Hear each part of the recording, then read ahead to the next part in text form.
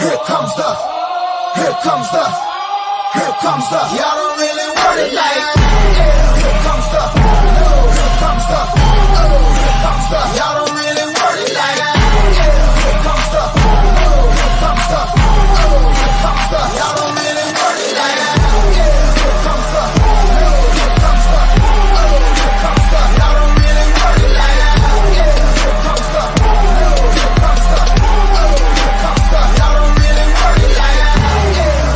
the, here comes the, here comes the. Y'all don't really want it like that.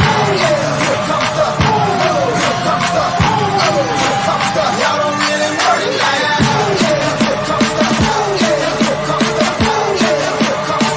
here comes the. Y'all don't really want it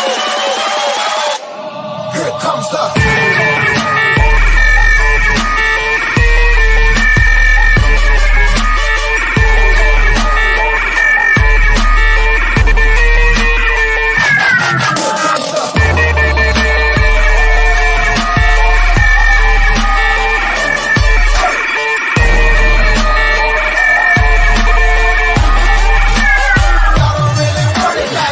Here comes the, here comes the, here comes the, here comes the. You ain't built for a skirt as a nigga can be. It's gonna sound like when I'm coming, like when I'm coming, like when I'm coming for ya.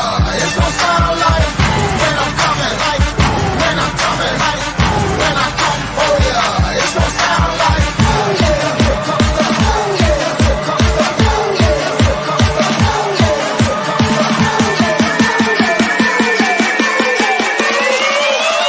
Y'all don't really want it like that.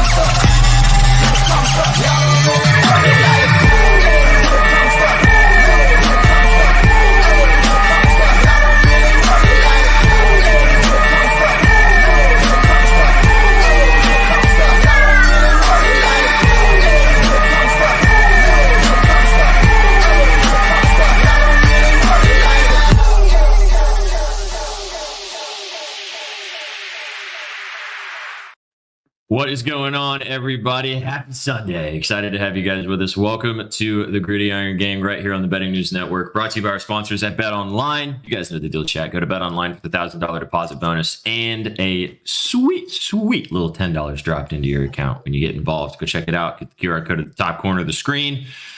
Hello, Austin. Welcome, welcome. Excited to have you guys with us. Thanks for tapping in for this beautiful Sunday. It is July the 28th. Boys, it's almost August. Almost August. We're almost 3/4 of the way through the year, and football is right around the corner. I am so honestly watching that intro. I know it's long, but watching that intro just gets me even more excited to obviously talk ball with you guys, but also the fact that we have an actual football game this week. We have the Hall of Fame game on Thursday, the first preseason game to get us started, and we're back, baby. So, gents. How we living? Happy Sunday. Happy Sunday. I see you, Gerald. I see you over there. I'm not concerned. Fuck Team USA. I hope they don't get a gold medal. I hope they don't medal at all. All right. So I can give a fuck about Tatum right now and the team that he's playing for. I could care less, buddy. Once he's back in that Celtic green, you will see me giving a fuck. But Steve Kerr does hate Tatum. That's a fact. Why? What's the score right now? I know they were losing early. Are they back? I mean, Durant. They're up 13. They're up 13. Okay. Durant's going crazy. Kerr's not playing Tatum, and all of Twitter's having a field day, which is no surprise, right? And can I just say, I was watching. Serbia's playing great. This is like one of those situations where it's the fucking States. You sub out an all-NBA guy for an all-star. It's fucking torture chamber for anybody they play. Sure. Really, Durant's going out, right? Yeah. I think he had 18 points in the first half. He made his first 8 shots, 5 of 5 from 3. 21 in 8 minutes. This is also his first game. Like, he hasn't played an exhibition. He hasn't done shit. Yeah. Who cares? Who cares about rust? So but there was a good game this morning, boys. Puerto Rico, South Sudan. My boy Jose Alvarado over 16.5 points. I usually don't put out plays. I put that one out. I hope you boys tailed. First half cash. Jose was fucking on one. I'm excited to bet him the rest of the fucking Olympics. Hey, you have really good friends. I don't know where you got the idea to post a play. That was a really, really good decision that you made, that you should post more plays more often. So whoever gave you that advice was right on the money. Shout out Shaggy. Yes. Shout out Shags. Exactly. No, easy money. I mean, he hit in the first half. Good shit, dude. And I know that you were up late watching that game. So good. We're obviously going to talk about a lot of football today, but there is Olympic basketball that's happening right now. There is baseball today as well. That V has a couple plays on the diamond for you guys. So we'll go ahead and give you some bets out there if you guys want to ride. Because, boys, yesterday was a good day for the program. The Violent Four from the Violence Report smacked. Trizzy and I put that together. I'll honorarily say that Sook helped, even though he wasn't here. Plus 1,000. Bangers and mash. We love to see it. Fucking Trizzy though, huh? Go fucking Trizzy. I hope he's asleep somewhere, hungover as fuck, in some Puerto Rican mommy's, having a great time on this beautiful Sunday. No, it was a great day for that. And then the Betspresso 3 did not hit, unfortunately, but Violent 4 paid for the drinks last night. Also, our dog Colby hit 4,000 followers. So the vibes are high on this beautiful Sunday. So go check out his tweet. He's going to be giving away 2 of our brand new golf polos, because it's the summer of polos, even though the summer's almost over. But whoa! Pump the brakes! Saying that, SPJ. Pump the fucking brakes! It's not even the end. Stop it. All right, my bad. We got another. Well, we're halfway through. Does that feel better? Yeah, that does. I like fall. I'm a big fall guy. Do you guys like fall? Everybody, I like winter. What's the mood that he describes? He likes fall because he likes to brood. Because he likes to brood and wear scarves and jackets. It's just our friend that likes fashion and he likes jackets, so he pretends like he likes the fall. Yeah. Hey, all right. So respect. I love I'm wearing a flannel right now. I love a good flannel and a little overcoat, and a little beanie. Who doesnent love that? But fall's, summer's my favorite, but I think fall's closely behind. Okay, so today we're going to talk about, obviously we're going to spend most of the show talking NFL with you guys. We're going to, every Sunday between now and the start of the season, we're going to be breaking down a division. I'm going to be doing a divisional video and a little bit of a deeper dive into the AFC North, probably today. It'll be out in the next couple of days. But I'll be looking at all of these teams in this division. We are going to be talking about it right here with you guys as well. Because it's a doozy. There's a lot to talk about with this division. Lots of things to get to. We're also going to talk about a couple breakout players possibly in this division, some bets, some future bets that you guys can look at, and maybe some fantasy stuff that you can look into as well for drafting particular purposes for this division and beyond. And then we're going to play some blind rankings at the end to get us out of here. But before we do that, let's let V talk about some baseball. There's baseball today, all day today, and then there's Sunday night baseball tonight. So Mr. Sauce, where are the coins going on the diamond? So I've got one place for you guys right now. I got scribbles coming out like 15 minutes, 20 minutes here. We're taking, what's his name? Gunnar Henderson again. I know we took him the other day, back for us, but we're taking him again in this exact same matchup. He's up against this guy who's playing in his second year. He's getting smashed by lefties this year. I can't remember what the pitcher's name is even. That's how little he's played. But he's allowing left-handed batters to hit 390. Gunnar has been fantastic at home. He rakes right-handed batters. And again, he hasn't left the yard in probably more than a week now. Like, it's been a long time. He's really close to 30. I think that's part of why he's having a little bit harder time getting there, just getting over that 30 hump. You know how hard that is, like, as a player, and hitting that mark, even though he was so hot early in the season. I think that tonight he gets one over the wall, and I'm loving Gunnar's bases. I like his home run, and I'll have a couple more props in the later afternoon games, but not so much more in the early morning games. Nice. It sounded like some behind you. It sounded like the scene from Wolf of Wall Street from when Matthew McConaughey was going. These guys keep growling at each other. They want to like. My fiance is asleep right now, and these guys are fucking crying that I won't like let them go disturb her. That's what's going on right now. They're obsessed with it. That they're doing the scene. They're reacting. They're doing that scene specifically. All right. So Gunner, I mean, set it and forget it. I guess you and Colby have some fascination with this guy, and this needs to be studied. He's also ranked batter on batters hyphen box. Don't forget the hyphen. He's got a great matchup. The weather in Camden Yards today is fantastic. It's a Sunday afternoon in Camden. SPJ, come on, you're betting this with me. All right, it's fine. Twist my arm. I'll bet Gunner again. He has repaid me yesterday for the flop he's done over the past week, so he's good. He's good in my book. What up, Ron? We're this is PLL. If you guys want to tap into PLL, let's get it. This is very true. All right, V. As he said, he's going to have a prop piece for you guys on Betting News. Go check it out in a little bit. If you guys do a tap in on some other plays that V's going to be rocking out for the baseball and the rest of the day today, because Olympics pretty much over. I mean, there's going to be a few more things to kind of rock out, but we're getting into almost 7:00 Paris time, or 8:00 Paris time. So thoughts on Astros minus 130. Have you had a chance to peep at that one, V? Matt, I really don't like that price against the Dodgers. I know the Dodgers are putting this. Who is it on the mound today? Let me have a look. Played in one game so far this season. He went 5.1 innings, 2 strikeouts. I don't know, man. I feel like the Dodgers are kind of due for a win. Didn't they lose yesterday too? On a walk-off home run by Bregman, right? That's what that was? I'm pretty sure. I know Ohtani went yard. Now lost 3 of the last 4 games.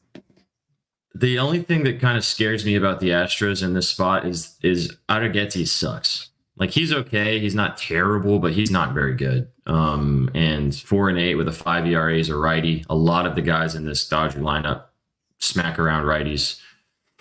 I'd be a little scared, personally. He's also given 6+ hits in 3 of his last 4, 7+ in 2 of his last 3.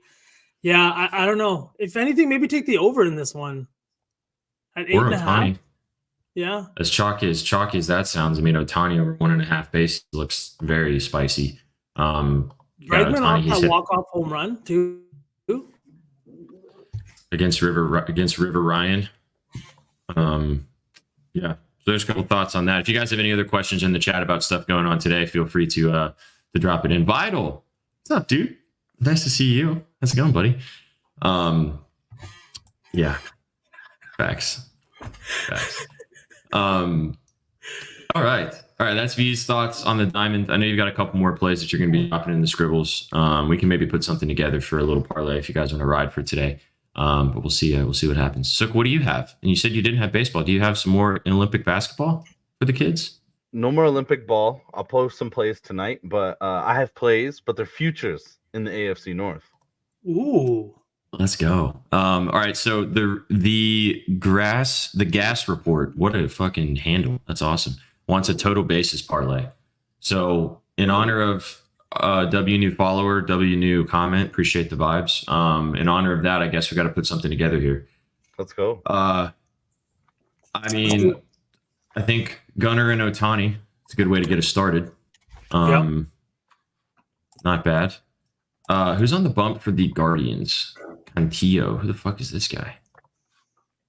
I mean, Trey Turner sold my soul yesterday, but I don't know if I want to go back to him today. Another guy that I really like today, that is going to be in my piece, like he's written about today, is Jorge Soler.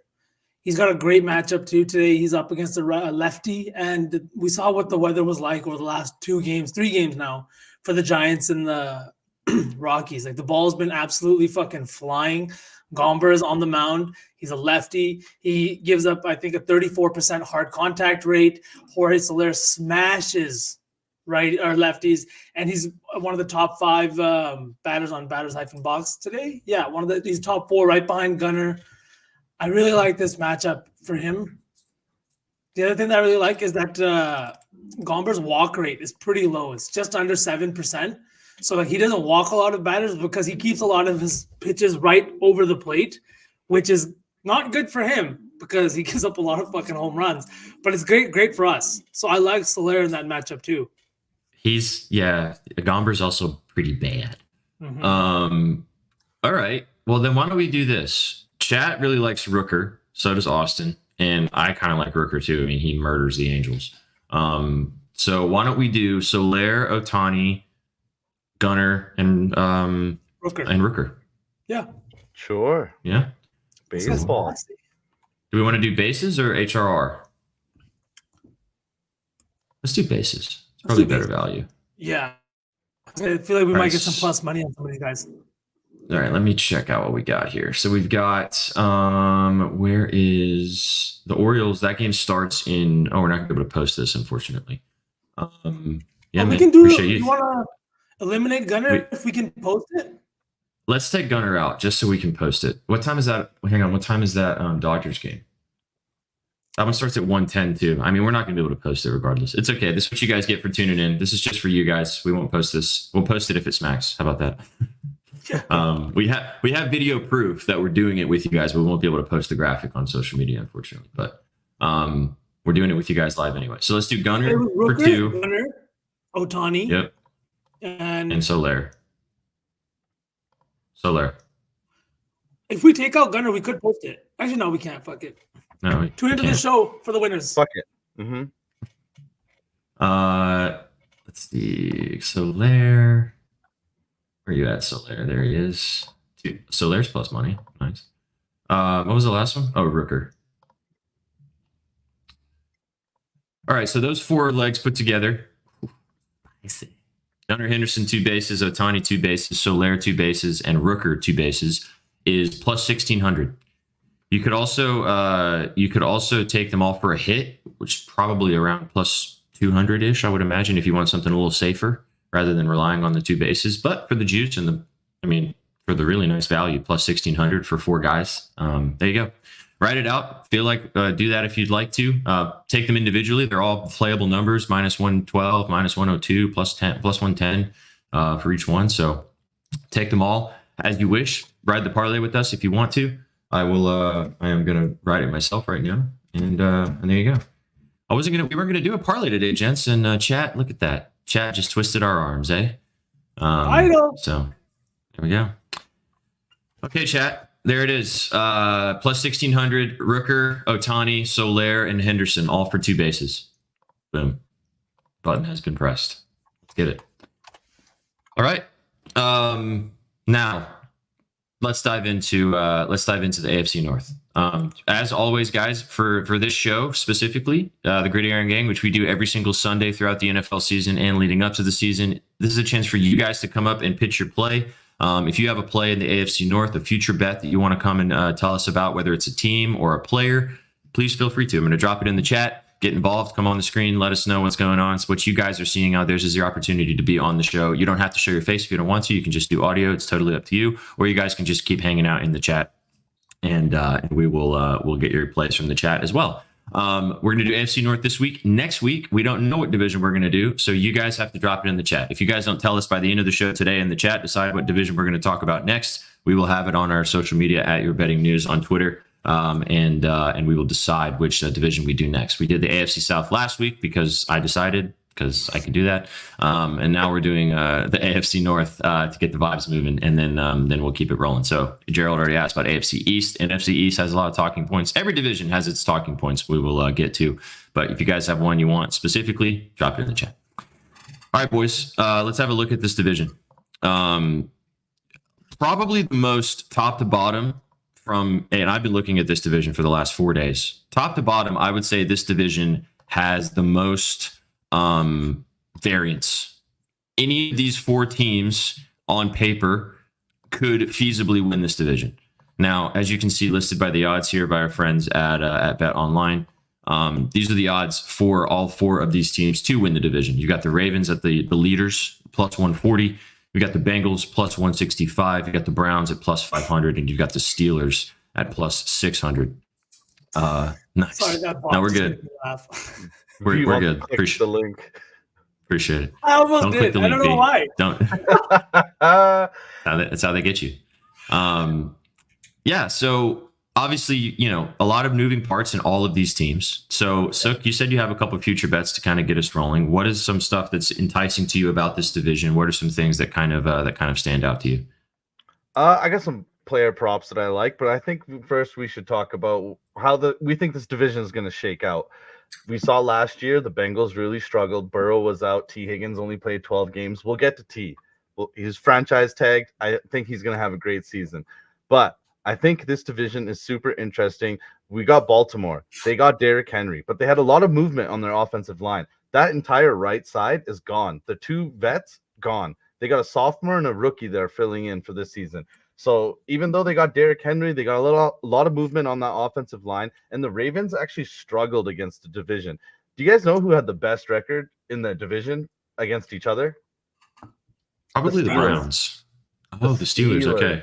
They were 5-1. We'll get to the Steelers too. Have a gauntlet of a record. Like weeks, I think 12 to 17 are just absolute hell. They're playing all playoff teams.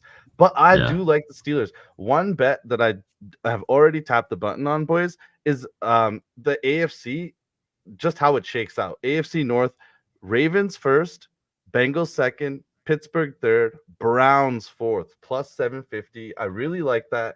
I've never placed a bet like this for the correct division ranking, but I think this is how this division is definitely going to shake out. Ravens, they're just so good. I know I talked about the offensive line changing, but this is a team that's good every year. Lamar is good every year. This guy won MVP without having 1,000-yard rusher or 1,000-yard receiver, which has only been done 2 other times. He's fucking amazing. I don't care that people say he's only good in the regular season. That works out for this bet for me. Plus 750, Ravens first, Bengals second, Steelers third, and Browns fourth. Yeah, I like everything you had to say. It's really hard to look elsewhere besides the Ravens winning this division for me. Just from top to bottom, you could make an argument for all of them. It's a little different than each division because, of course, you can always make an argument. But in this division especially, I really feel like that you can make a decent argument for each team. First of all, this division, every single team finished above 500 last year. The Steelers haven't finished under 500 since Mike Tomlin has been the head coach of this football team. They had the defensive player of the year in TJ Watt. And they, I think the Steelers on this list is the most enticing to me for the reasons of they have a lot of moving parts that are going to be new.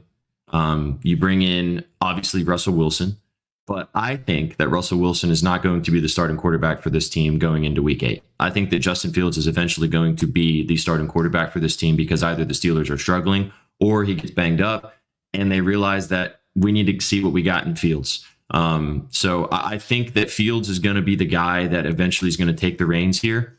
And that 100%. Just throws a whole new level to this offense. They haven't had a quarterback like that in a long time. You've got 2. I think that Jaylen Warren's also going to probably end up being the lead back in this offense eventually. He's going to split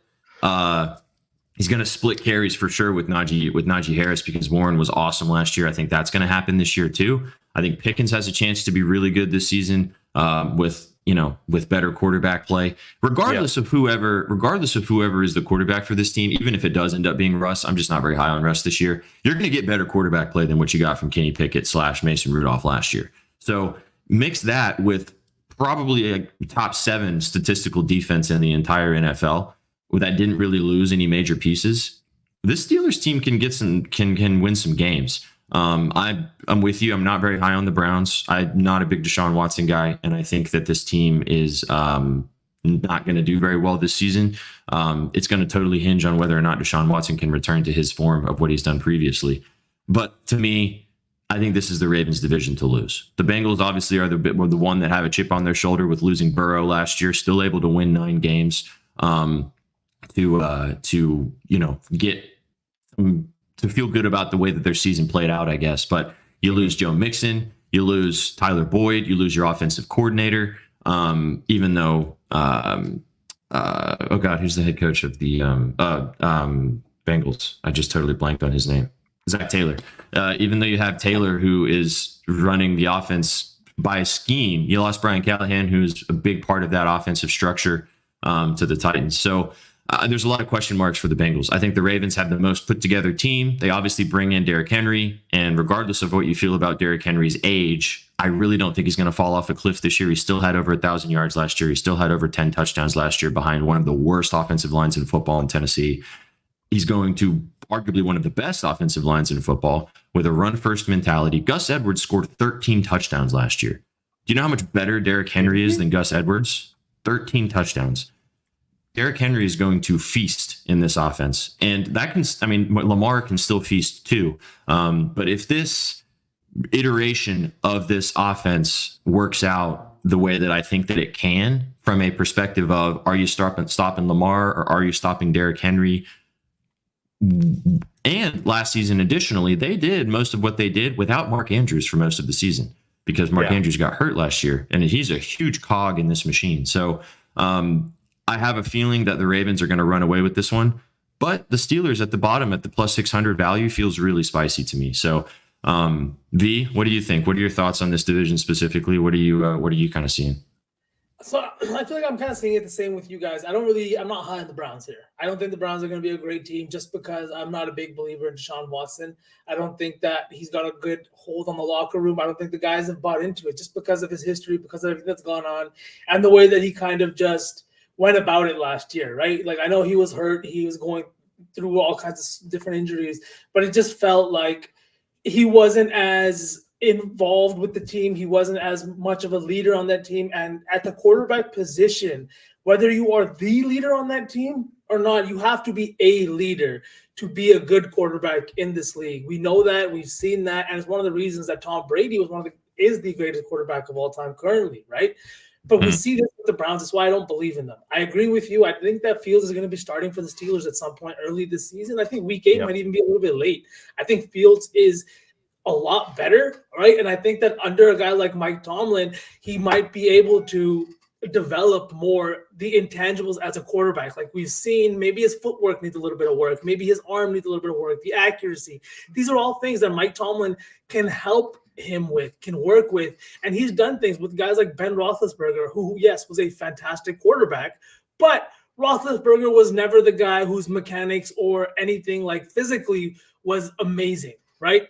But look, they won 2 titles together. They're 2 or 3 titles together. I don't even know, but they were fantastic. And I believe in Mike Tomlin in this division. I like the value of plus 600. My favorite play, though, in this game, in this division, in terms of futures, it's not going to be like the kind of value you're seeing here, plus 600, or even at plus money, but it's Derrick Henry. I got his touchdown prop at over 9.5. This was about a week and a half ago, I think it was. I got it minus 125. Derrick Henry over 9.5 touchdowns. He's gone over this line in every single season in his last 5 years. I can see Hovey shaking his head down there. I understand it. You put him in the best offense he's ever played for, the most red zone touches that he's ever going to see. I think last season he converted on 60 or 70% of touches inside the 10-yard line into touchdowns, which is insane because it's not just 3 yards, 4 yards. Some of these touches he's running in from 8, 9 yards out, and we see him doing that. He's going to be a constant red zone threat. The way that this offense works now, you don't want to be putting Lamar in harm's way all the time. We've seen it time and time again when teams with running quarterbacks bring in a big lumbering running back like this. You bring him in for a reason. You're not bringing him in to still have Lamar Jackson running in QB sneaks from the 3-yard line and putting his body on the line. You have this big bell cow in the backfield.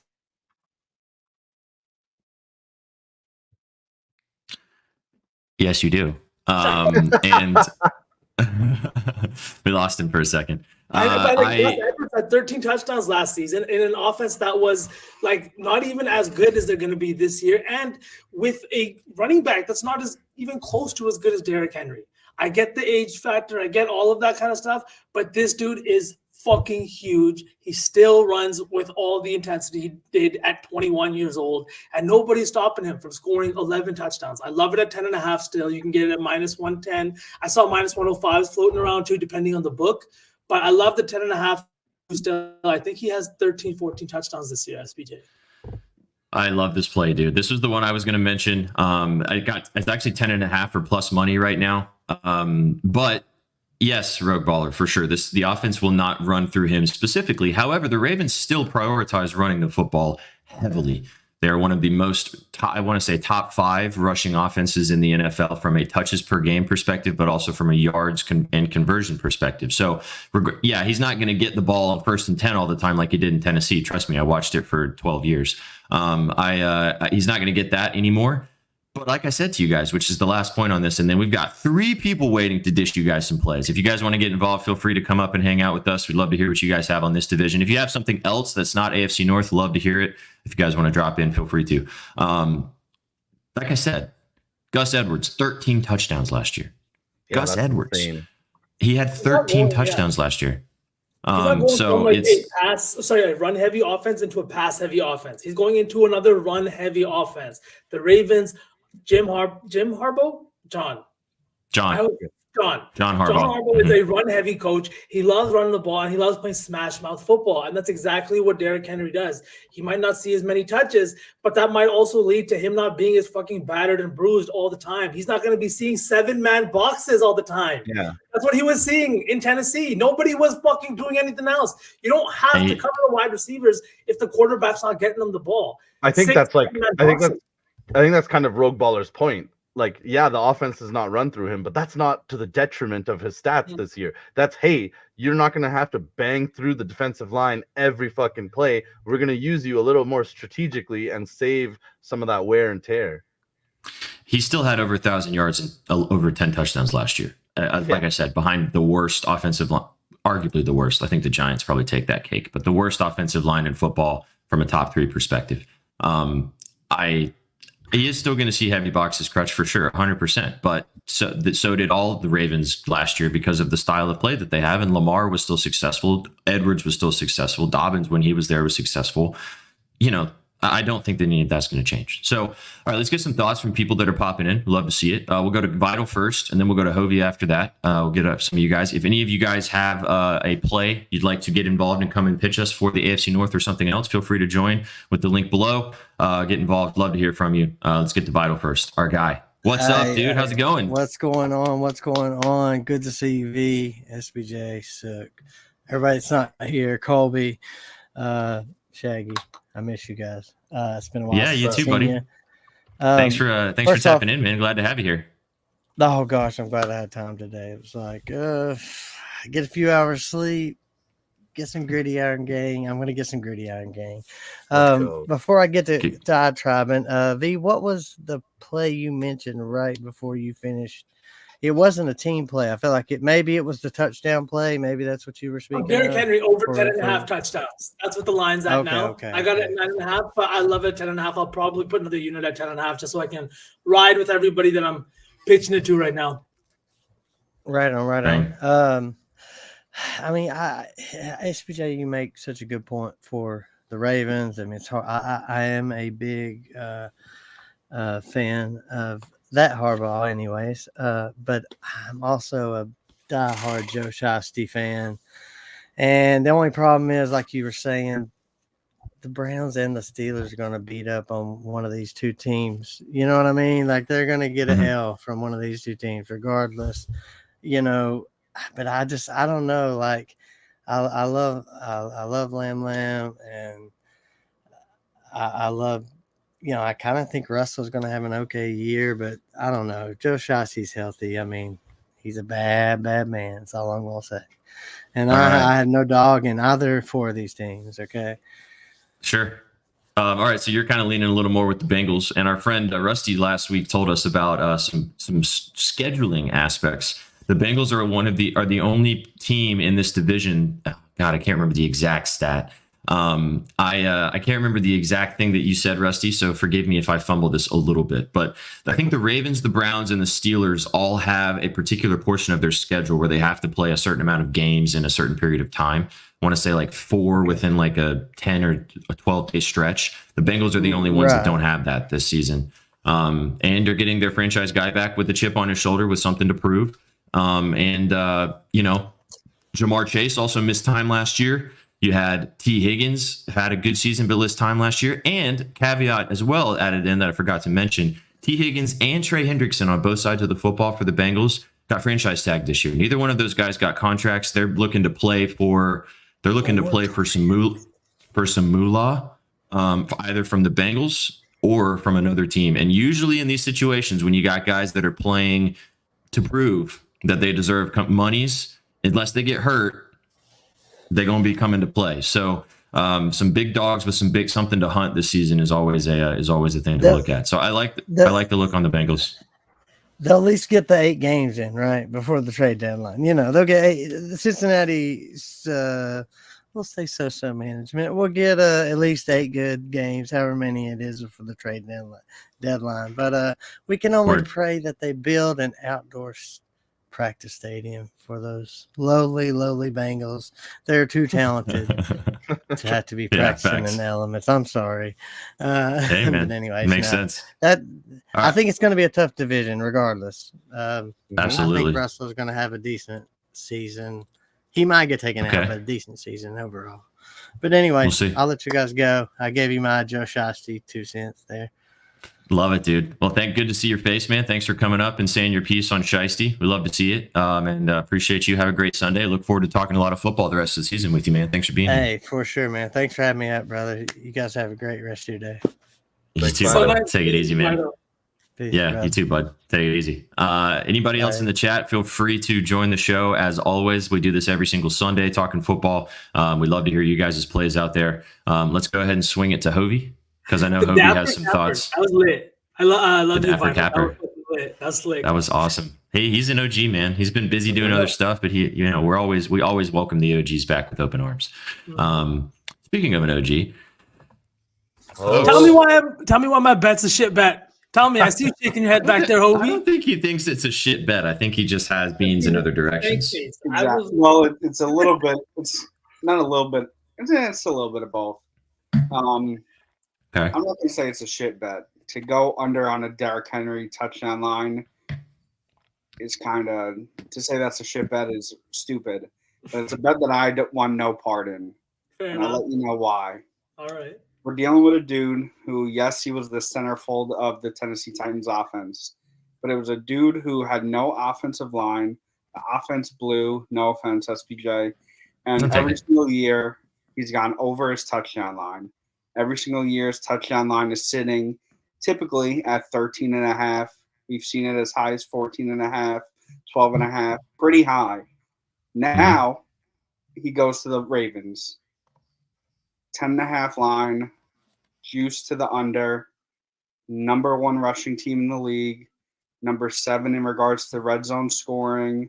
Derrick Henry himself gets the ball 65 to 75% of the time from the 20-yard line in the red zone.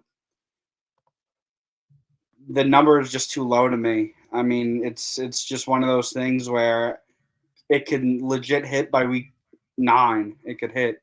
And I'm not saying it's not. It's just one of those things that the number being that low scares me off in regards to he's in a better situation where Gus Edwards, like SPJ said before, had 13 touchdowns in this offense. Gus Edwards, who was a bum, had 13 touchdowns. And now you're giving me a dude who has scored 20 plus touchdowns in a season, has come in with averages of 12 to 13 to 14 touchdowns, is at 10. It's just a number that I want no part of. I'm not saying it's a shit bet. It's just a number and a prop that I want absolutely no part in at all. All right, so let me. I'm a square. Yeah, you're a Walmart square right now. I love you, dude. All right, I'll banter with you about this because I want to get your thoughts, and I know you have a bet that's a little bit not counter to this, but in kind of tandem. That's a little bit you're seeing in a different direction. But I'd like to banter about it. Just when is the last time that you feel like that Derrick Henry was a force to be reckoned with in the NFL? As in the Titans had a good enough offense to be productive and have a good season. When do you think that was? Every year, honestly. I'm not one of those guys that is not a Derrick. I'm a big Derrick Henry fan. I love Derrick Henry. Sure. So it's just not from an offensive perspective, though. The Titans, the last time that the Titans were good was when they went and had that playoff run during the AFC and almost beat the Chiefs in the AFC Championship game, which was the 2019-2020 season. In the 2020 season, Derrick Henry had 2,027 rushing yards, 17 touchdowns in that season, played every single game. And that was the last time that the Titans had a formidable offensive line and a top 10 offense in the NFL. Mm-hmm. That focused mostly on passing or on rushing. However, a lot of their attack, and again, I watched every single snap of this team, was play action pass, AJ Brown hitting those big plays, things like that, and focusing on Derrick Henry. Do you don't think that that can happen the same way in Baltimore? SPJ, that's exactly why I'm not touching it, because I think it's too good to be true. Yes, exactly. I think it's that obvious in regards to it makes no sense on how this dude doesn't find success in this offense. If you think they set the line at 12.5, would you take it? Yeah, yes. I legit Really? would hop on. Yeah, I would hop on it quicker at 12.5 than I would hop on it at 10.5. All right, that's fair.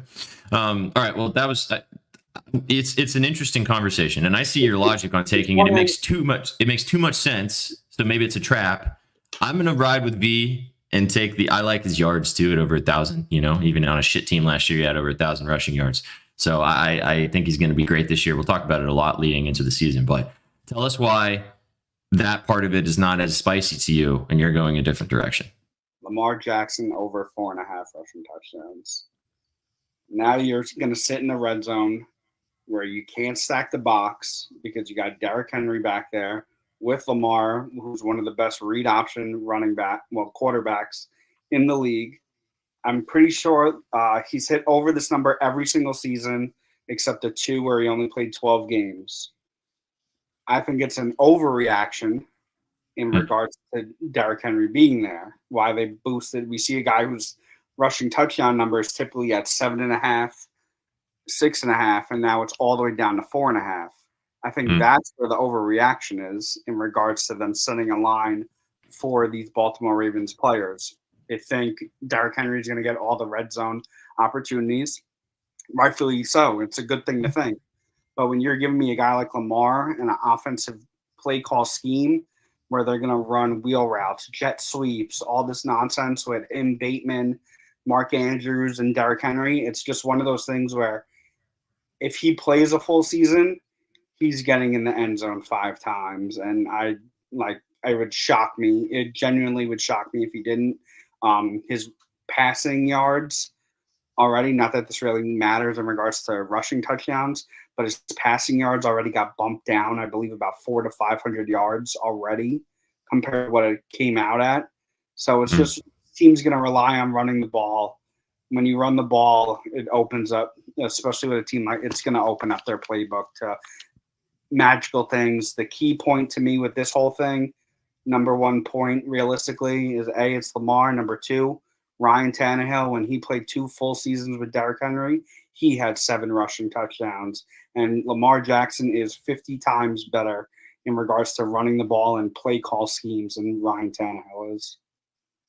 That's a very, very good point, because Ryan Tannehill at his prime with this Tennessee Titans offense, like I said, when they were a top 10 offense in the NFL, that RPO action was deadly. Because Ryan Tannehill is a pretty good athlete, but he is nowhere close to the stratosphere that Lamar Jackson is. That RPO is going to be nasty. Good luck. Take your pick. Pick your poison. You want to stop Derrick Henry, or do you want to let Lamar Jackson keep the ball and run around the corner? So yeah, I love that take. I like the blind. It's a really good line. And you know what, dude? Both of these lines can hit. Yeah, they can. There is a world where both of these lines absolutely can smack. And I can totally see that. Before we let you go, from a perspective of this division, do you have any thoughts on top to bottom? It sounds like you're leaning pretty heavy, or a little bit more on the Ravens direction, but do you have any other thoughts on any of these other teams? I'm honestly not leaning heavy on the Raven. I think the Raven, I think all the value, I know you said you weren't, is on the Cleveland Browns at plus 500. Really? When you're a top 5, top 3 defense in the league, and you're giving me to win your division at plus 500, I mean, to me, that's where all the value is. Would I ever take it? No, just because I can't stand them. But in regards to a value aspect, a top defense at plus 500, if Deshaun Watson just figures it out to outscore his opponents, to me, that's where all the value is. I mean, we saw what this team looked like with a quarterback that was able to throw the ball down the field with Joe Flacco last year. They looked like unstoppable at particular points near the end of the season and into the playoffs because of how good that defense is. So 100%. But I don't trust Deshaun Watson as far as I can throw him, man. Right now, for sure. Can I just say Joe Flacco absolutely robbed Baker of comeback player of the year? Absolute bullshit. You don't think that Damar Hamlin would have won? No, should have been Baker. Yeah, it should have been. Yeah. It's a guy that they thought was out of the league and then went out and won a fucking playoff game. Come on. And got a contract. Yeah, he doesn't care about the award. He got the moolah. That's what matters. All right, Hoves. Appreciate the vibes, dude. Thank you for requesting up and dropping this. I know you've been waiting since last week to give us this play. But I got one more nugget, if you don't mind me dropping it. Of course, get after it. Zach Moss over 5.5 touchdowns for the Cincinnati Bengals. I don't understand like the number being at that. It being at that number where the Cincinnati Bengals are the league leaders in regards to rushing their running backs inside the 10-yard line. Give me Zach Moss. Zach Moss himself, you could even take his yards as well. Give me 1 second. I have the stat written on my phone just because I knew I'd forget it by the time we got to that. Zach Moss, when he touches, give me 1 second. Oh, Bengals run one of the most teams that runs in shotgun formation. When in that formation, Zach Moss is top 10 in yards per carry, explosive runs, and forced missed tackles. And he's third, and he averages the third most yards in the shotgun formation. He's going to get the ball, and they're going to sit there in that formation. He's going to find his explosiveness in regards to getting there. Joe Mixon has only gone over this number 5.5, I think 3 times in this whole year with the Cincinnati Bengals. They're going to be cautious with Joe Burrow behind there now, obviously coming off an injury. Just give me Zach Moss to run it and freaking get in the end zone. Zach Moss last season for the Colts was awesome. I watched him the whole season pretty much, and he was the reason why this Colts didn't have to stress as much about how they brought Jonathan Taylor back from injury, because of his play. And then even when JT did come back, Zach Moss was taking carries from him because of how good he was running the football, and he appropriately got a starting job because of it. So I dig it, dude. It's a good line. It makes sense. If they're, if this team's in a lot of games, there's a way that he could score 6 touchdowns this year. So I love it, man. Good stuff as always, brother. Thanks for tapping in with us. You got anything else before we keep it moving? No, that's it. Do you have any idea what division you're doing next week, or didn't even get that far yet? Not yet. I think we're going to see kind of what the vibes are. We might have a vote on it on social media. Do you have a request on which division you'd like us to do next? I don't care, but just means over there. I got winners in all divisions, baby. We good. Yeah, he's like, I don't care. It just means I just have to tap into whatever division it is. So. Yeah, sounds good. Love you, Hobie. All right, homie. Thanks for bringing the vibes. Have a great Sunday. We'll catch you in chat. Wait, one more thing that's off. To pull a Chewy, totally off topic. I didn't realize that in the Olympics, it's the same exact kind of thing as the playing game, where these teams want to win by as many points as they can win by. Yep. I didn't know that was a thing. I had Steph legit for 8 points in LA, just to juice it up a little, and he had 6 and banged his knee. I was like, Steve Kerr isn't putting him back in the fourth quarter. And I came back and the whole starting 5 was in the game. I was like, what the fuck? I was like, why are they all in the game? And then D Wade explained it on how these teams they want to win by as many points as they can. I didn't even know that was a thing in the Olympics. I wonder if the NBA is going to start doing that. Fun aspects of it. Sorry, SPJ. No. I was just saying that this is a totally separate, longer conversation that we maybe could have next Friday on Sauce Team. But it'd be cool if the NBA did that. Would remove the concept of having all these blowout games turn into guys sitting on the bench for the fourth quarter. A little bit, I guess. I don't know. But the other thing too, which V sent us this tweet yesterday. I don't know if you saw this as well, Hovey, to kind of to wrap this little sidebar up. Did you see that in FIBA rules and in the Olympics, they're doing it to where if a person passes to somebody and they get fouled, if they make both free throws, they get the assist? I did not know that, but that's actually fire. So cool. We've been talking about it for them doing it hopefully in the NBA. So maybe this is the first little taste that we'll get of it. The NBA actually does do point differential tiebreakers, but I gotta look it up, but I think it's like the 5th or 6th tiebreaker. You go divisional record against head to head. Like it's way down the list of what they actually pick, but point differential's in there. Okay. Which is like 4th. All right. Yeah. All right. Good stuff, man. Enjoy the Olympics today. Thanks for tapping in. We'll catch you. Oh, go ahead, V. I was gonna say it comes up a lot less when there's an 82 game season involved, just because there's less ties that has different tiebreakers. Mm-hmm. Yeah, facts. All right, bud. We'll catch you in chat. Thanks for tapping in. We'll let you know what we're doing next week, and can't wait to hear what you got for us next week. As always, boys. Appreciate y'all. Yes, sir. Absolutely. Take it easy. Appreciate you. Appreciate you, Hove. All right, we'll go to Betsky. He was going to join us on the show today, but he had some renovation type things that he had to get to. He's a little busy right now, so we'll bring him up in a little bit. We'll go to. Do you want to come on right now, Betsky, and say hi? Yeah. All right. What up, dude? Goats are muted. Yo. There he is. What's up, man? Oh, not much. Just jacking off. Doing some reno work. Jacking off. Let's go. Check out all this. Wow. Look at that. Holy. Working in the plaza today. You've been busy. Yeah. What do you got any thoughts for us on the AFC North, or do you have a play that you like it? I love that Zach Moss. I was listening in on that. I'm trying to think. You know, this is one of those divisions that there's so many questions going in. I mean, we don't even necessarily know who's going to be the QB for the Steelers.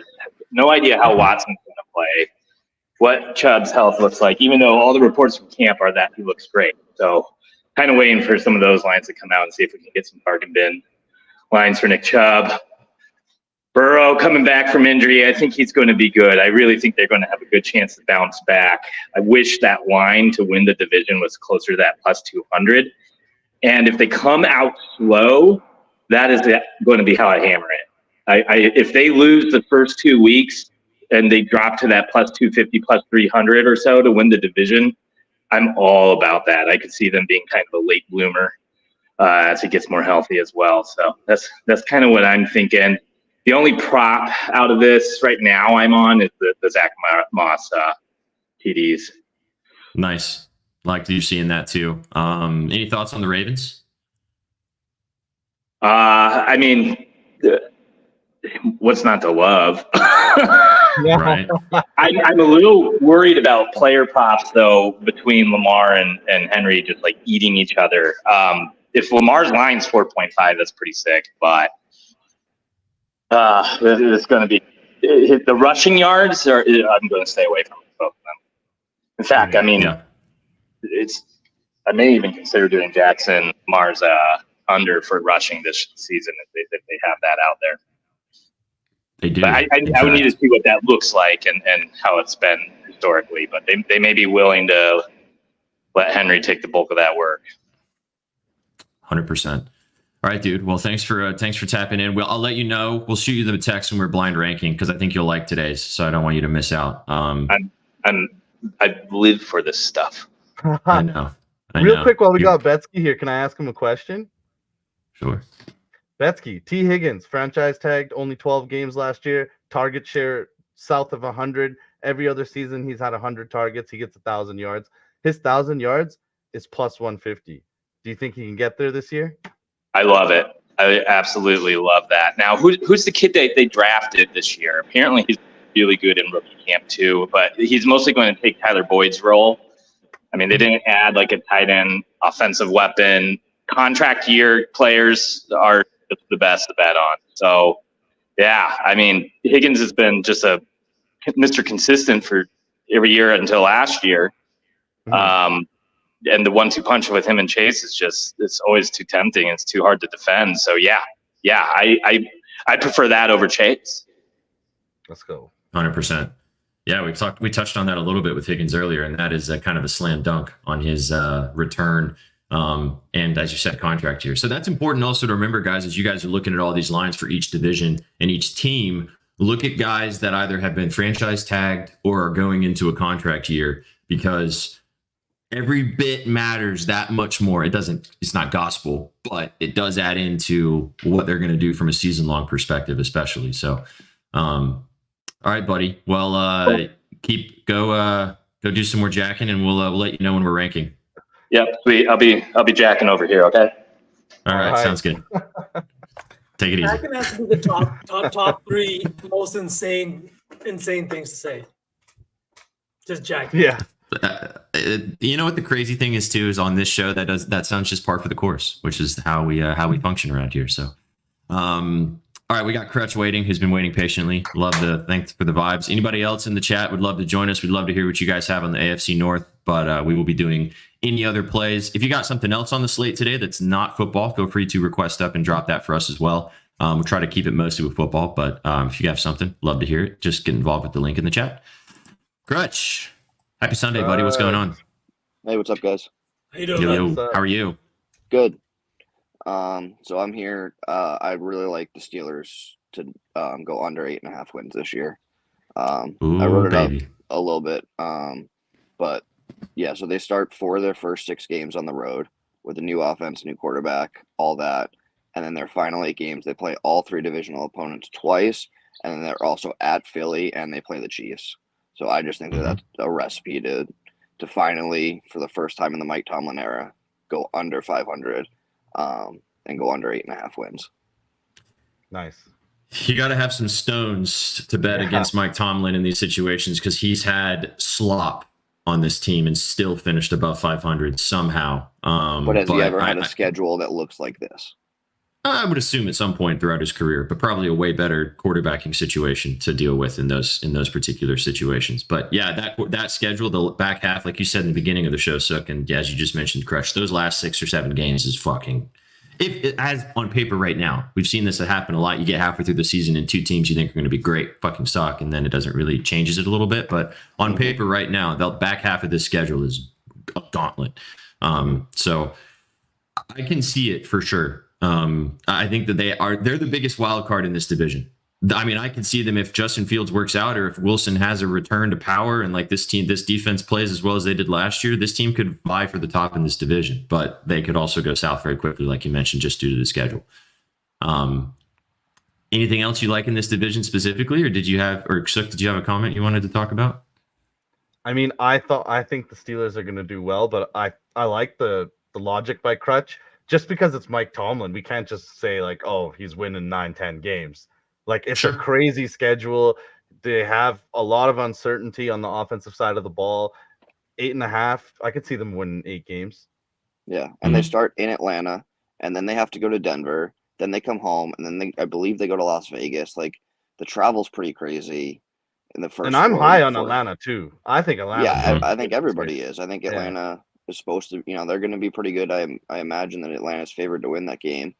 And then you have to come home. I imagine that you fly from Atlanta to Pittsburgh. Then you have to go Pittsburgh to Denver, back to Pittsburgh, play a game, and then you have to go back out to like, for a team that arguably is very uncertain about how they're going to score the football and how they're going to put an offense together with either an aging Russell Wilson, who we really don't know what he's going to look like, or it's going to be an early switch to Justin Fields, in which case you have to entirely change your offensive game plan and put it in a whole new set of things. There's just the questions. The questions add up a lot more than the things I like about them. Because the things I like about them is that it's Mike Tomlin and a franchise that knows how to win. And like we said, SPJ, if we think there's going to be a quarterback switch at some point this season, it's not going to be because they're doing exceptionally well. It's going to be because they're kind of shit in the bed. I like this crunch. Yeah, you gotta have some stones to bet against Mike Tomlin in these situations, but teams that have like this kind of much, like, I feel like quarterback, not controversy, but like where it's like this much up in the air, who's gonna start, who's gonna be the leader, who's gonna lead this offense, tend to like not do so well when the season comes about, because like just having that many questions in your head as a quarterback, like, is my job in jeopardy if I don't play well this week? Am I not going to start next week? All that kind of stuff starts to add up. And like the defense really hinges on the health of TJ Watt. We saw what happened when he got hurt last year, and that defense was night and day different without him there. And that's not usually the kind of impact you see from a defensive line guy. The old adage that gets said a lot in football, which at this particular moment and always is true. If you have two quarterbacks, you have no quarterbacks. And that is what you're talking about.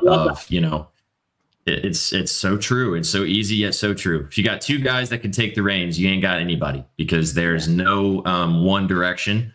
I just wanted to mention a point, because I actually found a play from the Steelers' perspective that I liked, that I wanted to throw out to you guys. I don't have money on it yet, but it was something that was very enticing to me. And it is on the Steelers, and it's on their defense. I really like TJ Watt over 13.5 sacks. He's coming off one of his best statistical seasons in his career. He had, I think, let me just pull up the numbers. I was looking at Derrick Henry stuff. Let me pull up TJ Watt's stats here. He's only gone under this number. He had 19 sacks last season. He's only gone under this number as a starter playing a full season his rookie year for the Steelers. The season before last, he got hurt, so he didn't play a full season. However, every other season he's had 14 plus sacks. I think he's going to do the same thing again this year, as long as he doesn't get hurt. I feel like 14 sacks is very much so on the table for one of the best defensive players, if not the best defensive player in football. And I think you're getting a good price at minus 115. So health dependent, as long as he plays a full amount of games and this team doesn't completely suck ass, which I don't think that they're going to be in a lot of games, I would imagine. Then I think 14 sacks is very much so on the table. So that was something I found from a defensive perspective. The last thing, when I was looking at these Steelers lines to kind of tie in with what you're talking about, Crutch, and what we've been talking about the whole show, there are no quarterback lines that I can find. No Russell Wilson lines, no lines for his passing yards, passing touchdowns. I didn't see anything, which kind of shows he's hurt right now, but kind of shows that they don't want to overexpose themselves on giving you Russell Wilson unders and then watch him not play for more than 4 weeks, you know? I mean, he's a 35-year-old with a calf issue, and they're saying it's not serious, but calf is a finicky injury, and he's up there in age. Yeah. Absolutely. It's not like he looked fucking great last year either. He's not coming off of he was looking great at 34. No, he looked fucking horrendous. Yeah. The weird thing is, though, if you look at his stats, actually, he was still miles better than Kenny Pickett. So was he? You know. Well, I mean, what kind of line are we talking about? Right, that's not. Yeah, respectfully, sure. But how many games did the Steelers win last year? Fair point. Yeah. 10. 10. Yeah. They won 10 games with Kenny Pickett / Mason Rudolph starting for this team. What was the talk going into last year about Russell Wilson and Sean Payton being together? They were going to be the next big thing in the AFC West, and then they weren't. For sure. However, the Broncos, I could argue the Broncos, from a whole franchise and organization perspective, didn't really do him any favors as well. They're a dumpster fire. Yeah. So I don't know. It's interesting. There's going to be a lot of talking points about this team and this division in general. Before we let you go and we keep it moving, we got a lot of people waiting, which we love to see, man. Awesome. What is if you had to pick one team to win this division, who are you picking? Oh, that was the other point I was going to say. I'm all in on the Cincinnati Bengals. Give me Joe Burrow. Give me Jamar Chase.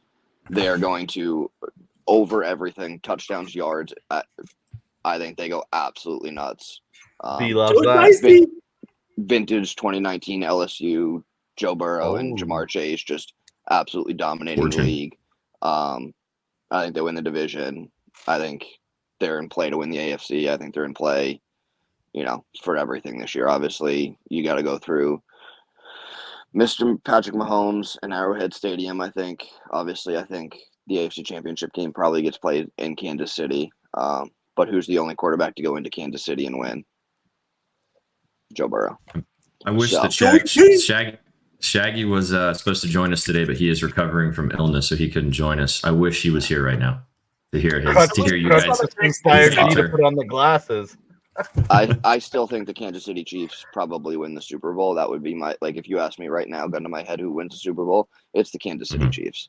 But I think Joe Burrow has a vintage season. Let's go.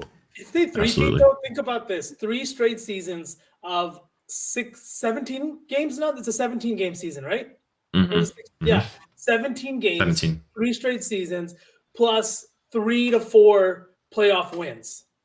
Like the toll that it takes on one's body. That's why nobody has three-peated in NFL history. It's absolutely grueling. No, 3 years. Didn't the Steelers three-peat? I don't think it's ever been done. Back with Bradshaw? Well, maybe that far back, but it's definitely hasn't happened in the modern era, quote unquote. Yeah, the Steelers went back to back to back, or I could be wrong about that. I think it was the Packers when they won in 19. What the fuck is this? I don't know. 1929 to 1931. Just the Packers did it. Yeah, I knew there was somebody. Lombardi. Because I know as a Patriots fan, I remember when Tom Brady had back to back, they were talking about three-peats, and that there had been somebody that hadn't done it, but it had been a while. Yeah, I mean that's why they named the trophy after Lombardi. I would imagine. Yeah. All right, brother. Well, thanks for the vibes as always. Steelers under if you're feeling it, and then the Bengals to win the division. Appreciate it. Appreciate it as always. Absolutely. Have a great Sunday. Take it easy. Catch you in chat. Dubs, let's keep it moving. So love having you guys tapped in, talking football. We love to see it. We'll go to Rusty Old Man, who kind of got the vibes rolling last week when he joined us to talk about this division a little bit. I'd love to get his thoughts if he can maybe repeat what he told us last week about that scheduling aspect and maybe give us some other nuggets. Let's get to Rusty, and then after that, we'll get some PLL plays from Ron. Keep it moving. What's up, Rusty? How's it going, man? Hey, gentlemen. How's it going? It's going great. Good. Here.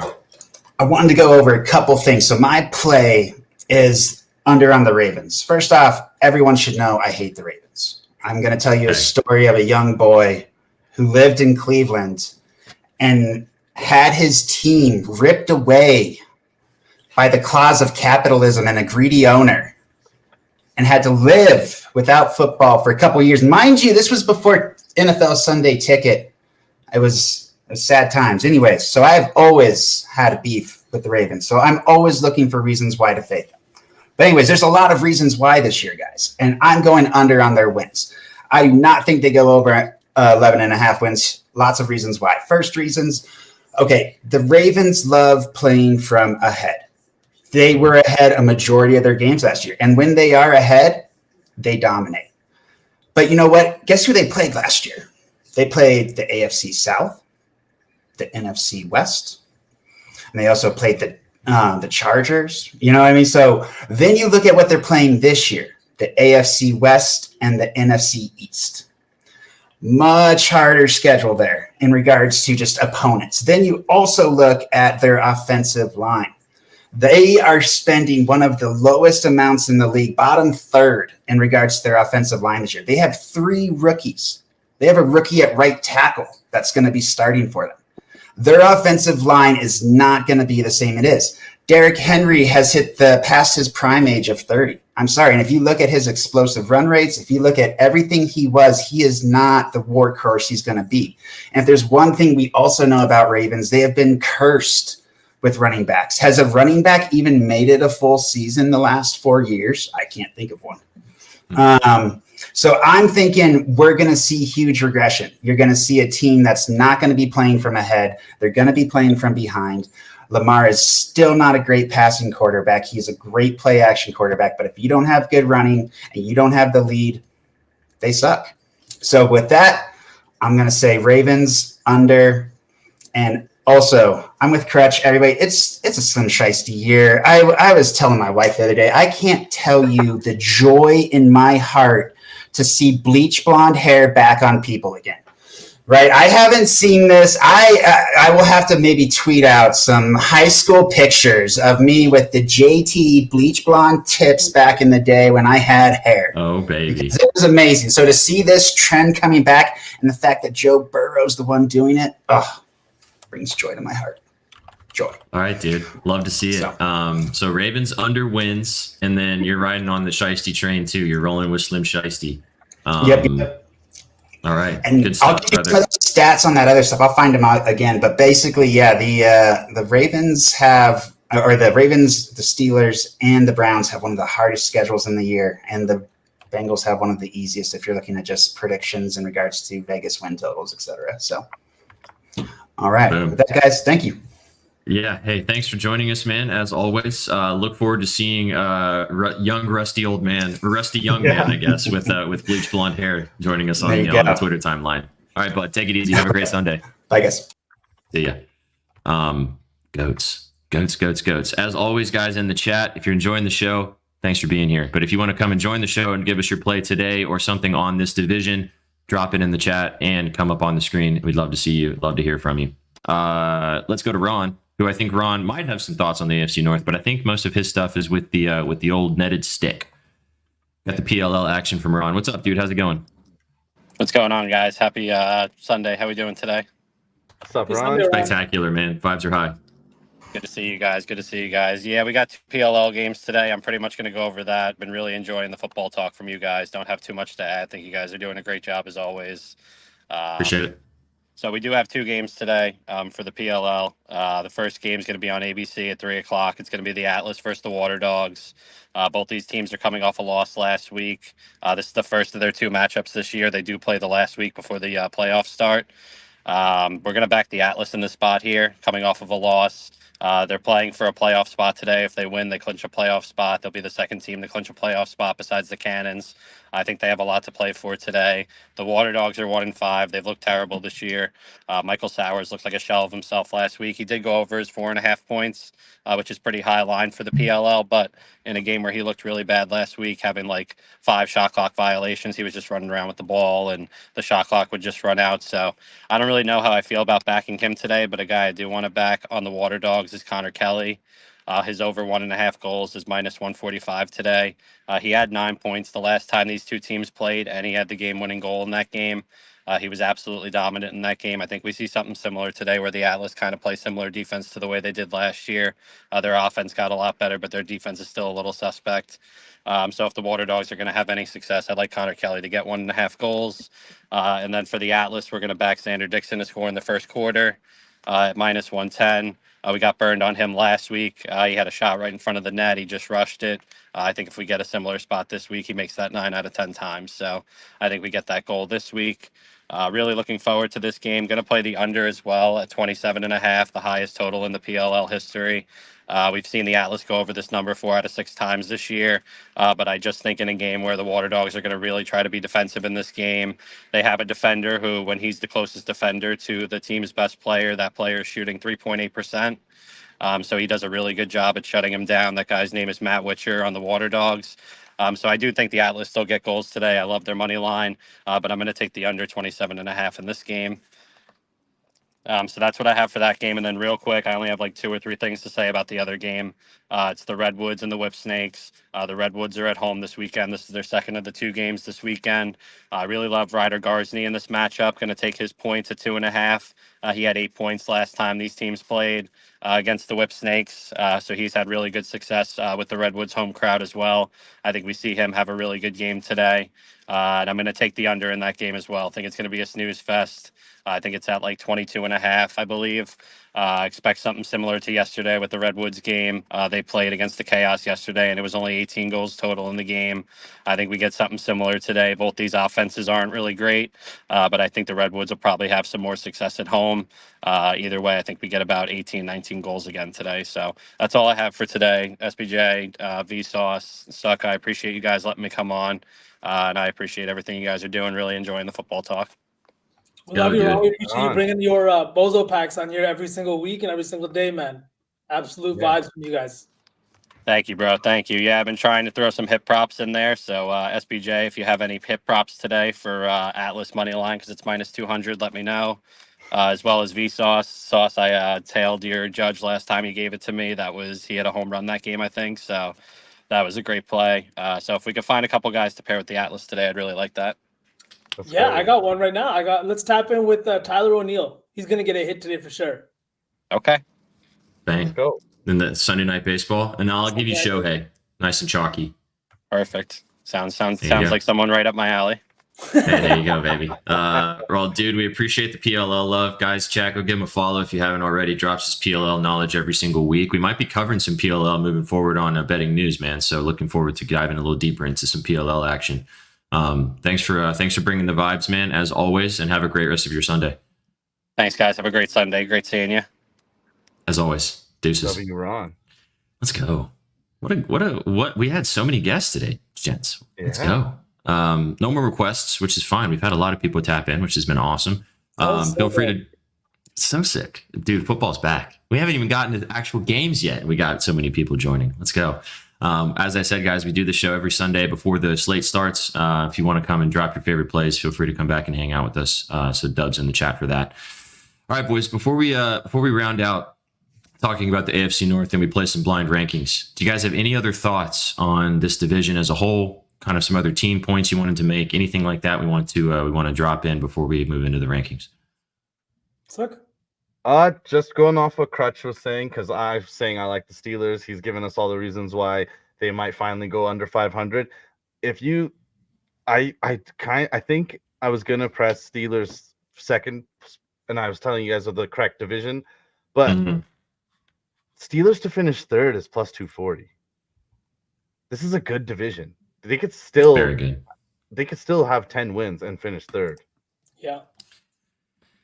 It's going to totally depend on the last back of that schedule. Yeah. That's just how that's going to play out. Is I think how this is going to play. And if the Ravens do stumble, maybe the Bengals, I know everybody's high on them, what we've been talking about. Maybe they knocking off the rust takes a little bit longer than expected. Maybe they do miss some offensive pieces. Maybe they don't quite put it together like people are thinking. Maybe that takes a little longer. Maybe the Browns, this division to me, out of all the divisions I've looked at so far, this one has the most, as I said to start, the most variance between teams. Literally, the Steelers could win this division, and I would not bat an eyelash about it. Like, I literally wouldn't even be surprised whatsoever. Any of these teams have a very legitimate argument to win, and any of these teams also have a very legitimate argument to not have a very good year either. So, I will say this, though. Yeah. I am fully with the community in believing that the Bengals take this division. I think the Ravens are going to see a little bit of regression in terms of win-loss more than anything else. I just think that the schedule is tougher. The division got that much better this year in terms of the Steelers looking like they're a little bit better, more talented QB, and they went 5-1 against the division last year. You've got the Bengals getting a fully healthy Joe Burrow back with a T. Higgins that is now in a contract year, right? And a fucking Jamar Chase, I think did he already sign his extension? Jamar Chase, or is that up next year? Yeah, I'm pretty sure he did sign, but T. Higgins is in a contract season. Not a fresh extension. They didn't bring back Joe Mixon, obviously, right? Just because they're looking to invest their money in their quarterback, whether that's on the offensive line or that's through the wide receivers. They're not looking to do that at the running back position. So they got a guy in Zach Moss who was looking for a starting role and maybe got him at a little bit of a discount depending on what his year looks like this year, right? Like you said, SPJ, he was fantastic last year, and that's why he's earned a starting job. But I don't think that there's anybody that would have been paying him like starting caliber money. So they got a good discount on a good running back. I really like the Bengals to win this division. And I just want to say, either we're going to look like the sharpest community out there, or we're all a bunch of squares just taking Joe Shiesty because he's back, right? But either way, I'm all in on Slim Shady, a.k.a. Slim Burrow, or whatever the fuck we'll call him, Slim Shiesty. Slim Shiesty, yeah. Crutch, so to be fair, yes, I would be surprised by this. But it wouldn't be like, nice. It looks like a toe. I mean, they went 5-1 last year. In the division. And they went 10-7, and they literally had, again, like I said, I know obviously Burrow got hurt, and the Browns, are the Browns. But show me any other team in the league, that played this division at least 3 times and finished with just 1 loss. I want to see that team, even just 3 times. Forget about playing every single team in that division, or maybe just like. It doesn't happen. They're a very tough division to play in terms of even geographically where they play, the weather comes into play, all that kind of stuff. It's a very tough division with tough-ass stadiums to play in. Last point, Jamar Chase is in the last year of his rookie deal. Him and T might go absolutely bonkers this year. Jamar Chase is only making $1 million this year, boys, base salary. But he's already signed the extension, right? Like next year he enters the extension. I know. From what I'm seeing, he's not under contract. Oh shit! Yeah, that's massive. I thought he was under contract, so that was not the right move by me. Let me just tell Bethany that we're about to do Bengals.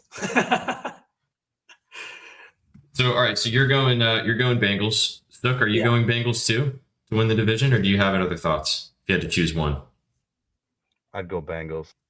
Hey. Bengals? I'd go Bengals. I'm going chalky. Give me the Ravens. I believe in this Henry Lamar combo. I think that they're going to run rampant this year. So give me the Ravens, just to be different. But I agree with. I think it's going to be tight at the top for sure. Betsky got the bat signal because speaking of what Prindy just said in the chat about Breece Hall with his rushing yards, today for blind rankings, we are going to be doing. Welcome back, buddy. Right in time. Hell yes. I cannot fucking wait. Rank. All right, here we go. Been jacking all morning. I'm ready. He's ready to. He's ready to get it rocking and rolling with us right now. All right, here we go. Starting running backs. So going into the 2024-2025 season, on the depth chart, this is starting running backs. I'm going to say 9 running backs that are slated to be the starter this year, and these guys are going to have to blind rank them. Obviously, chat, help us out. See what you guys think. Do not, I'll say it. We're going to probably, and you guys are probably going to do it. Don't stack the middle. Load the middle. Don't stack the middle. That's all I got to say. All right. And as a reminder, I'm not going to say the top 10. So there are 32 teams in the NFL, all with different levels of starters. So, boys, are we ready? All right, let's get it. Number 1, Jonathan Taylor. 2, 3. I would say I would feel comfortable putting him at 2, even like the 1 spot. Bijan, CMC, Gibbs, maybe Henry, Saquon. How many is that? 5? Over Jonathan Taylor, or are you just naming running backs? Yeah, I guess there's a little recency bias here. I think 4 is safe. You got 5 or 3. 4 or 3. I say I would be happy with 3. Guys, barely top that offensive line is awesome. Watch with 8 to 9.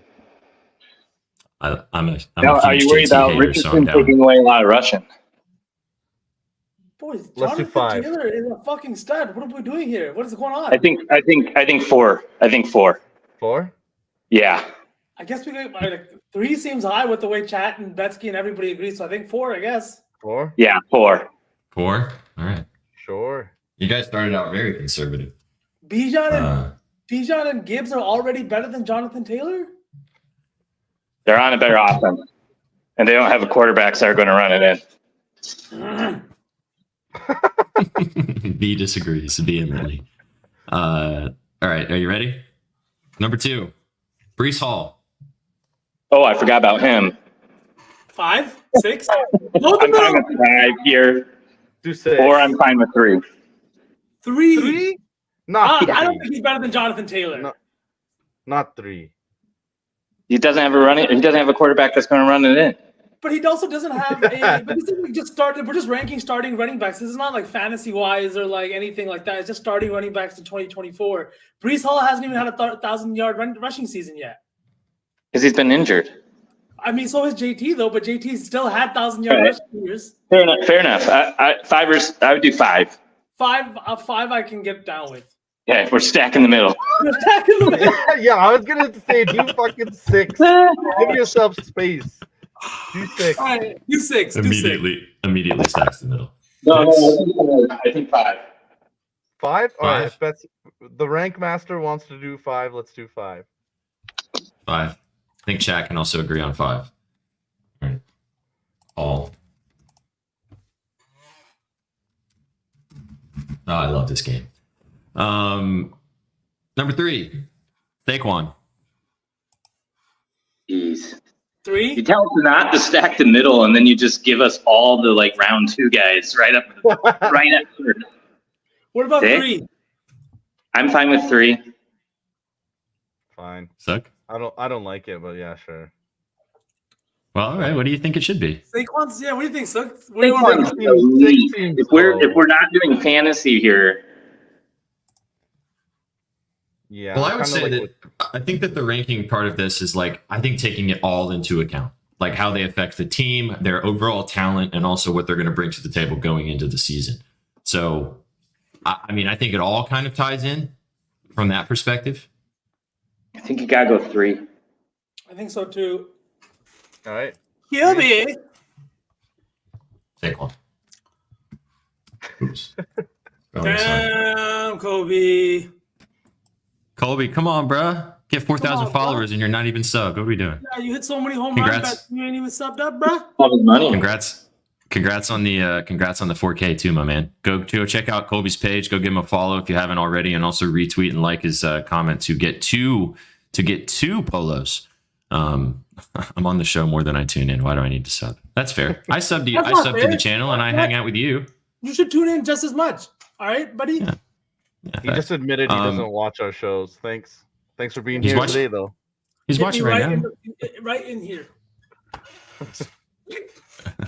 All right. Ready? Did V just die? No, There there he it is. is. All right. Travis Etienne. We stacked the middle, guys. Gutsky, you're gonna say 6 or 7, aren't you? Yeah, 6. I think so, bro. I think like we have to go with what SPJ has given us. Like we can't just put Etienne at like 8 or 9, and then we get somebody like No. like In- that's not yeah. bad. It's not- I'm fine with all this. If you look at these guys' draft capital, it's like in order right now. I think Hall may have been a first-round pick, and JT was a second, but still. This is like 4 through 6 here. I could take any 3 of those guys if we've got Ethan at 6. Attack in the middle of GTs. But really, only 3 people I would put in the top 3 or 2 spots that right now.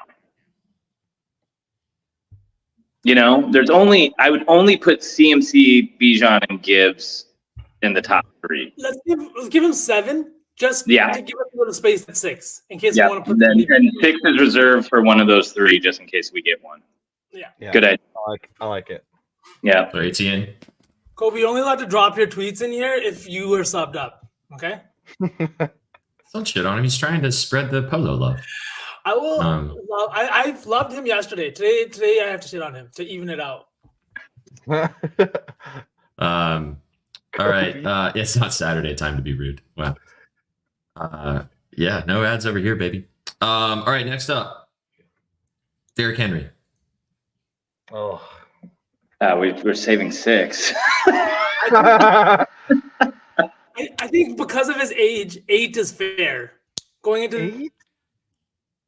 with his age Yeah. and everything like that, Starting learning that I would feel comfortable putting 2010. him after that.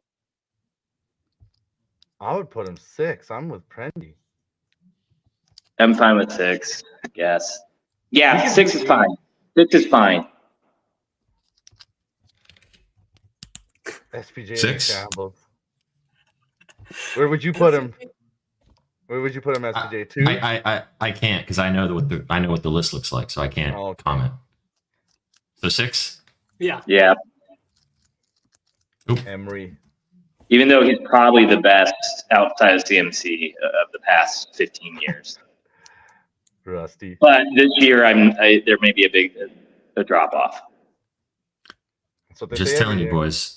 They said that last year, and he had 1,000 yards and 12 touchdowns on one of the worst teams in football. So look out. Isaiah Pacheco. 9 or 8. 9. 9. Yeah, I'm comfortable with 9. 9. Yeah, it's the offense. Put Pacheco on the fucking Cardinals and see how he does. Yeah. You guys agreeing on 9? Yeah. Just his team real quick. I could argue in every RB in the entire league is better than him just because of the And I mean, I don't necessarily believe that, but you can make that argument, and I would have to be like, okay, yeah, that's valid. We don't know what he is outside of the Kansas City. Ruthless. I love football, Okay. Bestie. Yeah, I do too. I'm so excited. Boys, I have to say that getting into the groove right now, especially with the goated community we have, the next 5 months is just going to be electric city, man. Oh, Yeah. so much fun. All right. Next up, Alvin Kamara. 8. 8. I really hope you did not do some tricky shit today. I know. Guys are going 8 for Kamara. Yeah. I mean, we have to. We can't put him above all these other guys. Joe Mixon. God damn it. Ramondre Stevenson would have been hilarious too. Go ahead, He put might him two. Put him two. We got no choice. That Remind means me it's where your number. He's in Houston. That means that your number one quarterback. Oh, Brutal. That list sucks. Yeah. I told you, No, boys. it's not the Sacramento. Three. If John Taylor went 3, Saquon would have gone 2, Brees would have gone 1, and then we would have filled in the middle. Yeah. No. To be fair, with the layout of what could happen this season, because the running back position is the biggest question mark of all time, this could be fine. But Zach Charbonnet. My God. All right. Well, gents, I got to head out, but Back to decent. the jacket. That was decent. Started off good. Yeah. That was fun though. Peace, Betsky. All right. See you, Betsy. All right. See you guys. Later, buddy. My headphones died. I had to switch headphones. Steve, what I was trying to do is not because you can change the strategy on how you make the rankings. So it's definitely interesting. But like I said, there's 32 starting running backs in the NFL. At least I didn't give you guys Zamir White.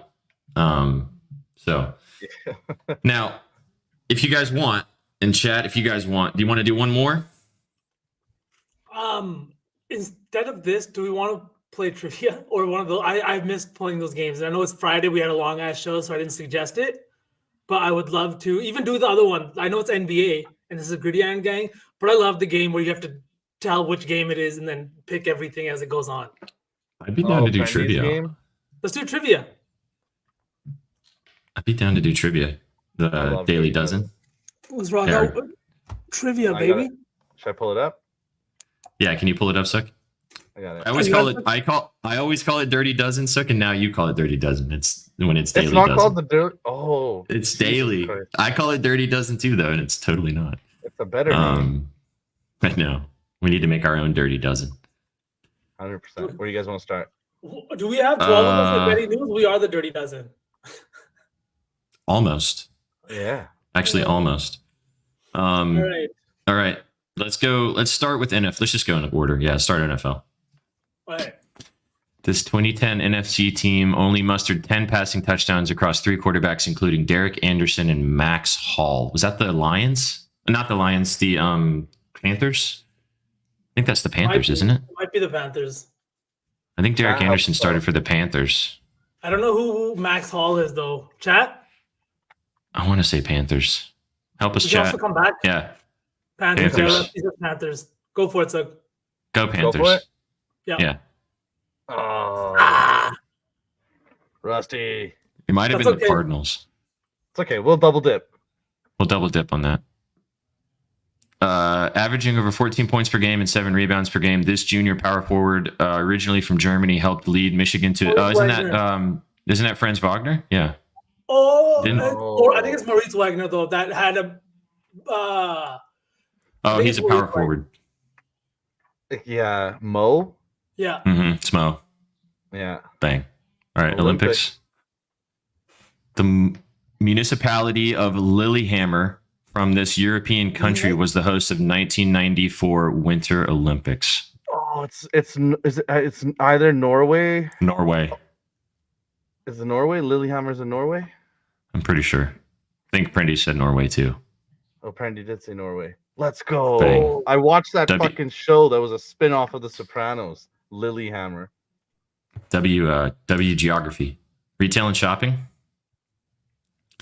Heart and Hand by Chip and Joanna Gaines is a house brand for what retail and big box chain? No fucking clue. No idea. Heart and Hand. I don't know It's who a house brand. these people are. This might as well be Cantonese. I don't know. Let's move on. We'll come back. Come back to it. Jesus. From 2008 to 2016, Hershey's chocolate dunkers were a fan favorite dessert option from this pizza chain before getting discontinued. Wasn't that Papa John's? Oh yeah, pizza. Yes, Pizza Hut, not Papa John's. Hershey's chocolate. Yeah, I'm pretty sure it's a Pizza Hut. Pizza Hut? Yeah. I think it's Pizza Hut. The Hut. Let's go. All right, music. Wait. Along with Niles Rogers. Sorry, keep going. Along with Niles Rogers, who was the featured artist in Daft Punk's 2013 hit song "Get Lucky"? Pharrell. Yeah. Wait, which Pharrell Williams? Or Wait, just what Pharrell? the fuck? It's the same person. I'm scared. What should I press? I think Pharrell Williams. Do Pharrell. Do just the regular Pharrell. Yeah. Oh, it's the Pharrell Williams. No. What the fuck? Okay, movies. Wow. Underperforming at the box office, John Favreau. Yeah. Cowboys and Aliens, right? Yeah. All right. Nick Kroll and John Mulaney had the lead voice role in the Netflix animated. What's that show called? Fuck. It's a weird cartoon show. Big Mouth. Thank Big you, Mouth. Trendy. I have a story for you guys about that show, but it's an off-air story. Oh, please, I want to hear it. All right, retail and shopping. IKEA. I think they said Target. I think Target was the IKEA? Consensus. I saw Kohl's as well. I think Target sounds right. It is Target. I've seen these motherfuckers on there. Yeah, all right. Bang. All right, celebrity mashup. Yeah. Oh, that's David Spade. David Spade, yeah. And Betty White. Oh, that's terrifying looking transvestite. Dear God. Yeah, oh my God. David Spade. That forehead. We nailed this one. Yeah, that's gold. Sheesh. Yes. I think I gotta do Betty White dirty like that. Which one do we do music? Do music and do Pharrell Williams. Do Pharrell Williams? If that's wrong, then I'm quitting. Oh my God. That's so dumb. That's so stupid. Wow. The NFL ones, is it the Cardinals? It was the Cardinals. I had no idea. Damn it. Fuck that. That's buns. We can do you guys want to do the basketball one to tap it off and then we get out of here? I'm always down. I never play these games on my own. I feel like it's not as fun. And I've also thought about like just throwing playback on for 15 minutes and playing games with people, but it's like nobody's tuning in for that for 15 minutes. You'd be surprised at the people that would tune in. All right. Hornets, Clippers. Hornets. Let's look at who's on the court before we move on. Yeah. Yeah. All right. There's Plumlee, Oubre, Zubac, Reggie Jackson. So this PG. game is from a couple of years ago, then at least. Yeah, Plumlee before Plumlee went to the Clippers. Actually, didn't he go to the Clippers? In the corner, he did. Kawhi. This is Morris. Is that Morris? Yeah, and then there's Kawhi in the middle. I think it's Bryce McGowan. Is that Brandon? That can't be Brandon Miller in the middle of the court. No, I think this is Devontae Graham. Yeah. No, the other one. That's Terry Rozier. No, the other one. Oh, that's Rozier. Scary Terry. Yeah, okay. Terry. All right. So this is not last season. It's probably the season before, right? Yeah, I think this is 2021, 2022. That's what it's asking now, the year. Reggie Jackson was on the team. He's on the Nuggets for the last 2 years. So this must be 2022? Is there anything else? There's no masks, so it's post-COVID stuff. Yeah. But there's also looks like fans are kind of separated. Maybe no, they're not. No. That's just how it is. I think it's just a Hornets game. Charlotte. Yeah. I think 2022 then. 2022? Yeah, try 2022. Yeah. There you go. Bang. Let's go. September. So regular season. It's nice having Kobe as a reference point now. Regular. Yeah, for sure. Okay, coaches. Fuck. Ty Okay, Lue. that's Steve Clifford. Yeah, Steve Clifford and Ty Lue. Right? Yeah. Okay, I thought that was going to be harder. How does Ty spell his name? John Boyega. Tyrone. Boyega. Bang. We're off to a great start. All right, players. Wow, Right. look at it's sorry. Hey, also look at the photo because it's tied going into the last shot of the game. Oh shit! So do you And think that's- Kawhi hit who's this? taking it? Kawhi took the shot. Kawhi takes the shot. Yeah. Now, did he make it? All The right. question. That's good. Good to know. So Kawhi, PG, Is this John Wall? Zubac. That might be John Wall, actually. So 2 years ago. Zubac, Paul George, Paul George. Reggie Jackson, Keep yelling them out. Marcus Morris, Marcus Morris. Try Wall. Yeah. Boom. Nice. We go to Hornets side. So Plumlee, But Nicholas Batum? probably Batum. Yeah. Why the fuck is Batum in? Have you guys heard that Let's song? see. No. Oubre. Miles Bridges probably. Two, Or was he suspended? Was he suspended this season? He could have been no, this was suspended. 2 years ago. He suspended last season.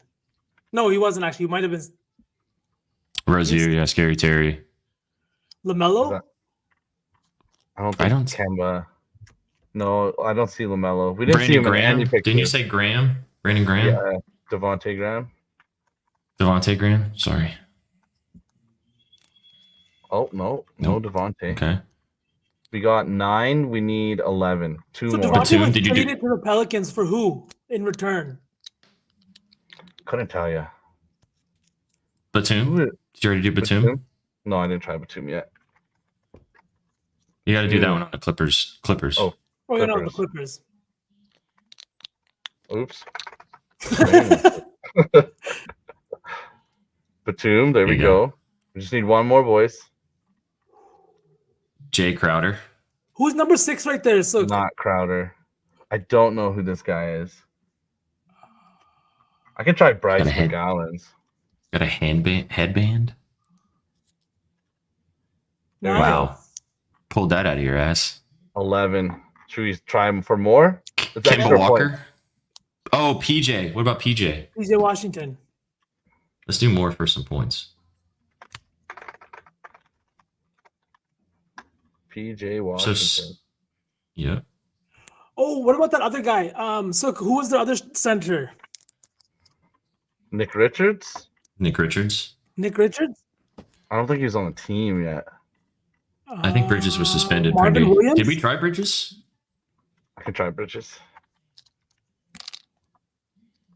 No, no Bridges. No. He was Mark suspended. Williams, Mark not Williams. yet. No. He's not yet. Let's just leave it. We got enough. Mhm. Okay. What about the ladies' stuff? See all the players. Who are the Moses. Hornets? Oh, Kennard. Hard. Man. Man. Oh, Nick Richards was. Yeah.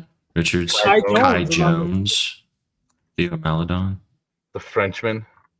Jalen this game McDaniels was is who early. they traded. Season, if Kai Jones was still there. Sorry, Yeah. what? This game must have been early in the season if Kai Jones was still playing, because remember he had that It whole was- thing. Yeah, it's December Yeah, 5th. December. Mhm. Last shot. Kawhi. Why? Yeah. Where is he? Bang. Bang! Summary. Better than 71%. We killed this one, boys. Yeah, we smashed this one out of the park. Yep. We've learned also to kind of look at each image to make sure you can grab as much as you can for Yeah. Mhm. per image. 100%. Do you guys want to do the grid or do you want to call it? The Me? portal? Yes, I'm down. Hell yeah. Or That's the what the grid? grid is, Either right? one. No, I'm down to the grid. No, I- that's different. let's do the grid. Hold on, I got it. Let's do the NBA one. Or we could do football instead. We I'd can rather do do the NBA one. NBA? Okay. We can do both. We can do Por qué no estos. All right, let's go football first then. All right. Man. All teams, huh? This will be fun. Oh, Titans. Okay. Titans and Jets. Um, I'm going to be buns on this one, boys. Yeah, I'm having a hard time already. Bigger Not gonna one. lie. Chat, if you got anything. Titans, Jets. I know there's been a couple. Bills. did Darrell Colts, Darrell Revis go to the Titans? Who? Zach Moss Colts. to the Bills Colts. Did Zach Moss? Oh yeah, that's a good one. Which one? Where? Fitzmagic also played for the Jets and Titans. I think that's kind of corp though. I think Grindy's right. Yeah. Fitzmagic's been everywhere. Yes, yeah. Was Incognito a Titan? No, I don't think so. I don't think Richie Incognito was a Titan. Kevin Mawai is a good one. He's a Hall of Famer, though. I think a lot of people probably know that. I don't even know who that guy is. So, do Kevin Mawai? Yeah.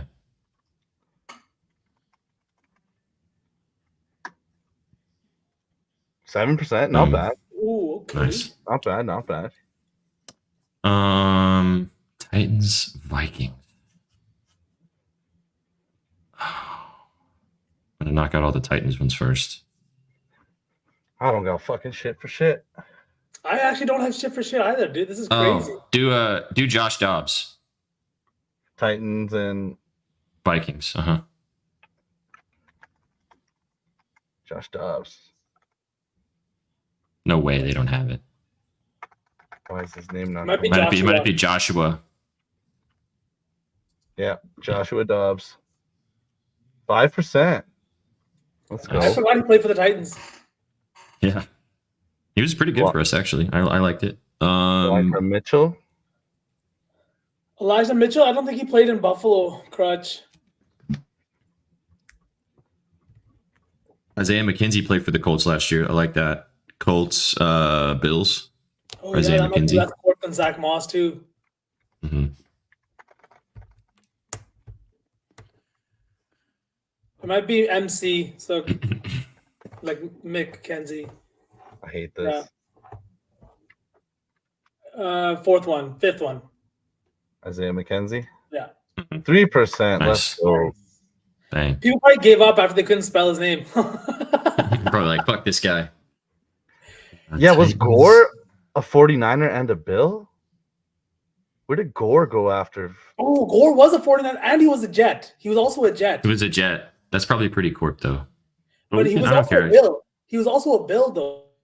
He was. I think people probably forgot that he was a Bill more than. Yeah, do that. Do it. Yeah. Frank Gore. One of the few backs. I feel like Derrick Henry needs to get some Frank Gore juice. Like, just continue to be good even when you're post 30. He's going to make a Pro Bowl this year, boys. Let's go. Jerick McKinnon for the Niners, Vikings. Okay. Niners, Vikings. It's a good one. I think the Titans, Bills. Which Magic could fit for that one too.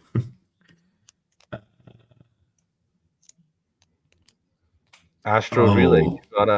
You got a pick. Chat, help me out here. Did CJ Spiller play for the Titans? I want to say the little guy, right? No. I feel like he did. He was drafted from Clemson, and I think that he sucked ass in Buffalo, and I think he did play for the Titans for a minute, but I don't remember 100%.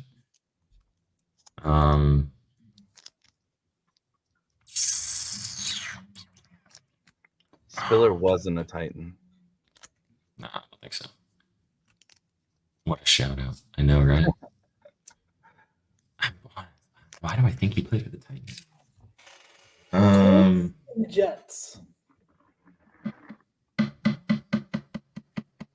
What about Colts Vikings? Why do I can like envision a guy, but I can't place the name. I'm trying to think of wide receivers the Jets had over the years.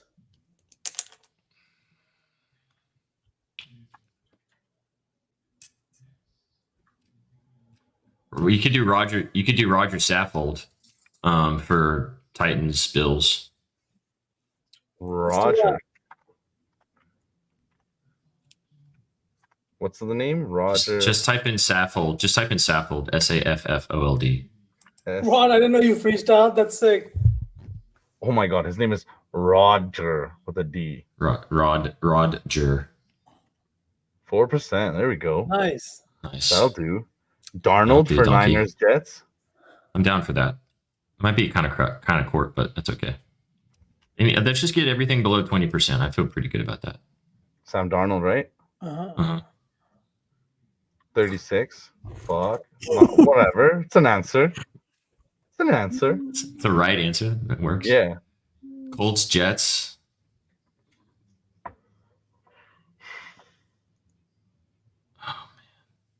I wonder if we could have used Frank Gore twice, and if he would have been less than the Stafford, or I mean, what's his name?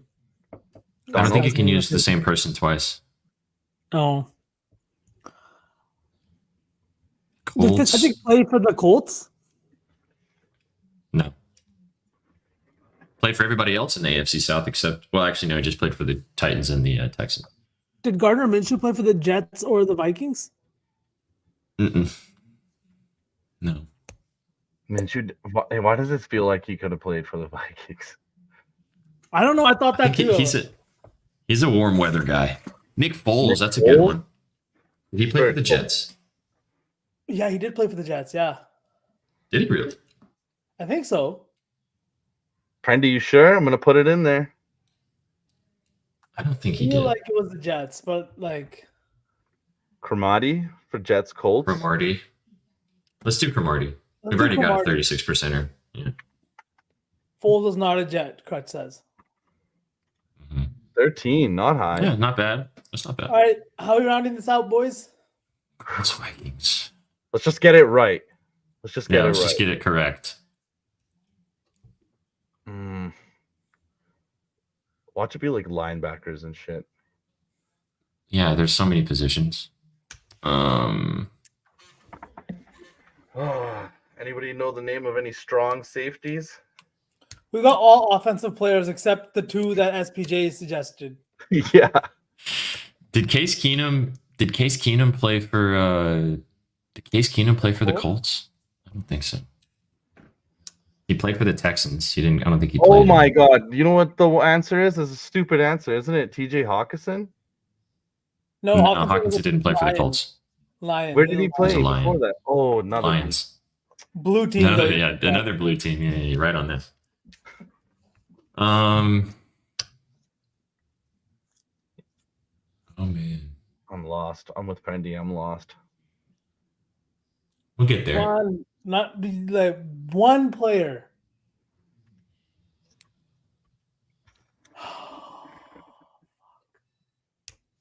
Vikings, Colts. Xavier Rhodes? Xavier Rhodes? I don't think he played for the Vikings, right? Oh, we're okay with Corp Crutch. Nick Folk. Kicker Nick Folk. Wait, did Nick Folk kick for the Colts? He's the current kicker for the Titans. Rhodes was your corp answer? So Rhodes is a correct answer. I'm going to do it. Let's do it. You sure? Xavier Rhodes? Yeah. Sure. Fuck yeah. What was his percentage?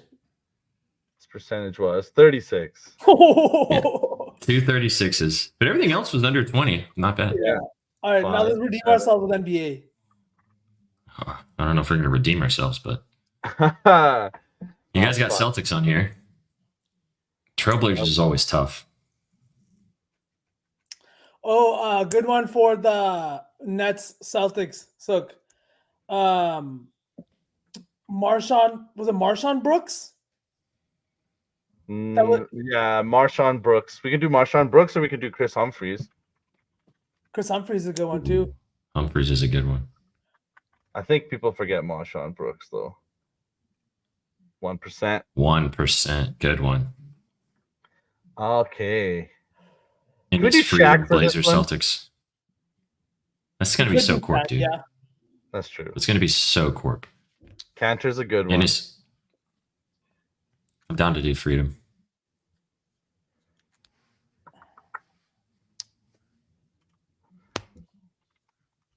Inez? V? Yeah, cool with that? Freedom. Yeah. 4%. Let's go. Nice. He looks like Jason Tatum if he was stretched out.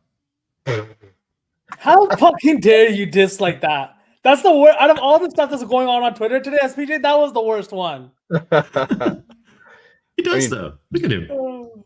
Pierce is a good one for here. As in Paul? Who? Yeah, Paul Pierce for Nets. Probably pretty obvious, though. Yeah. Nets Celtics? I mean, No, Nets Clippers? Yeah. He played for the Clippers at the end. Forgot about that. I don't think Vince Carter played Harden? for the Kings. Oh, Harden? Yeah. That's probably too corp too, though. Yeah, they can be retired.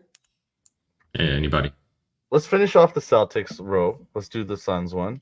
Let's think of somebody. You can do Jay Crowder. Oh no, dude, what's his name? Suck.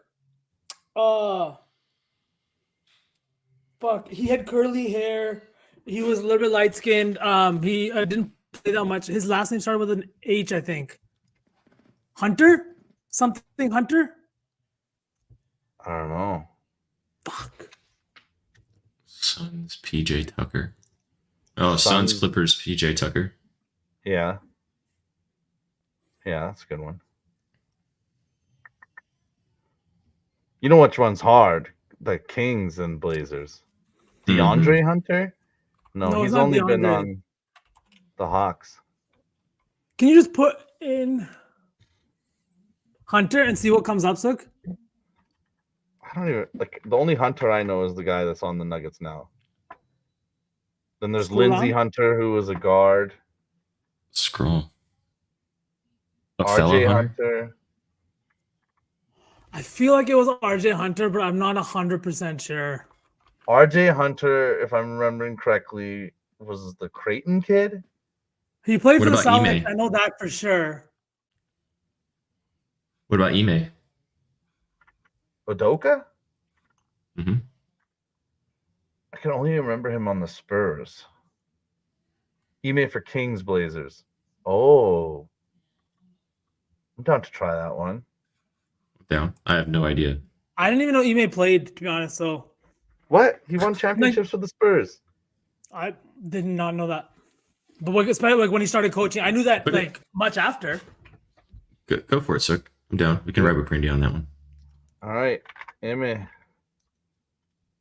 0.3. Oh nice. my God. Well done. What a snipe. Keegan Murray. Oh, that's a good one. Kings But and do they have Blazers. to play a game? Oh, no. Yeah. Keegan Murray. That's his twin. They've only played for one franchise each. Keegan was drafted by the Kings. Yeah. His brother was drafted by the Blazers in the second round a year later. What a diss. Your twin goes in the first round, and then the next year you go in the second. You can't even make it in the same draft. Got it. I'm sure they've had many a conversation at that at Thanksgiving. Yeah. Suns, Celtics. Isaiah Thomas? IT, that's a good one. Ooh. We can do that. Or, I mean, Shaq's going to be really court, but just to fill in the blank. But I think IT is a good one. Because IT's days in Phoenix were pretty forgettable. Peja Stojakovic. Peja only played for the Hornets, Pelicans, and Kings, I think. It's a deep cut, though. I love Peja, dude. Do IT. Do Thomas? Yeah. Oh, wait. Now, hold on. Look at the It's years. this one. Yeah. It's this one. 7%. I think Shaq would have been more. Yeah. Oh, yeah, for sure. Okay, where we going next? Nets, Kings. Petra Stojkovic. Because that's not Stojakovic. Oh, that's a different, yeah.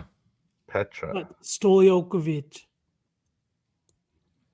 Didn't JaVale McGee play for Kings Suns? Yeah. Yeah. He definitely paid for. I'm down to do McGee there. Yeah. JaVale. 7. Not bad, not bad. Suns Clippers. Do we want to do PJ? Tucker? Is that too obvious? I'm down for PJ Tucker. Didn't Chris Paul play for both those teams too? That's probably too obvious too. Yeah. I feel like PJ is kind of low down there. Not really a known guy. Guys. Like who was like a bench guy that maybe have played for both teams? Vince Carter, Nets, Kings. I'm down. Oh yeah. Did Vince Carter play on the Kings? Yeah, he finished his career though, didn't he? I have memories of him in a purple Kings uniform. played for the Mavs and the Hawks at the end, I thought. Maybe I'm wrong. I thought Well, I can go with chat. We can try Try it. with- Vince Carter. 48%. Apparently, a lot of people thought it. You were right, Jesus. chat. But holy. So were a lot of other people. That's okay, Prendy. Don't worry. It's all right. Okay. Should we do PJ for Suns Clippers since now we're Yeah. done? 3%? Oh, okay. Nice. Go. I guess Let's people go. forget that he was in Phoenix. Mhm. Nicholas All right. Very Batum? forgettable. Blazers Clips? Yeah, Batum. That's a good one. I'm down for it. Old Nicky Batum. 11. 11. All right. Bad. Use my Nets app. Clips. Yes, Ma. We used it. We got it. Nets Clippers. Paul Pierce is 2 Corp. Who came over with Paul Pierce though?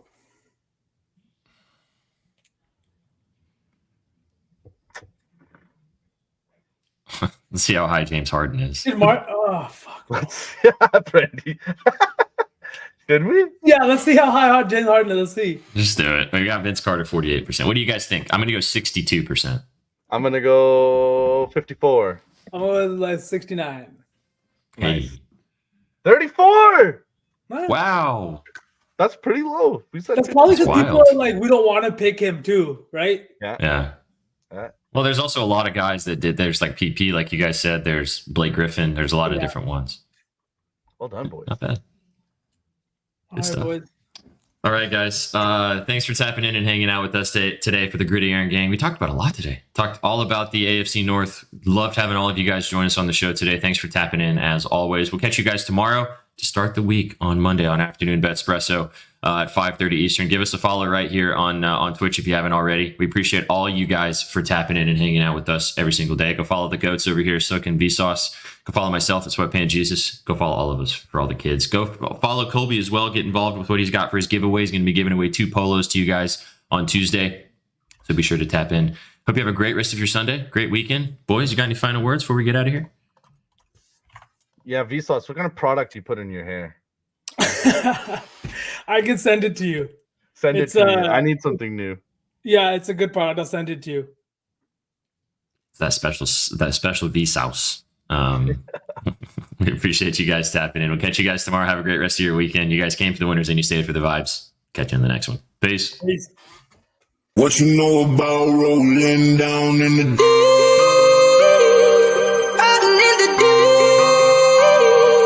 down in the now I know we all be loving this shit right here. Rolling. What you gonna do? Rolling. What you gonna do? Down in the rolling. What you gonna do? Right, y'all be loving this shit. What you know about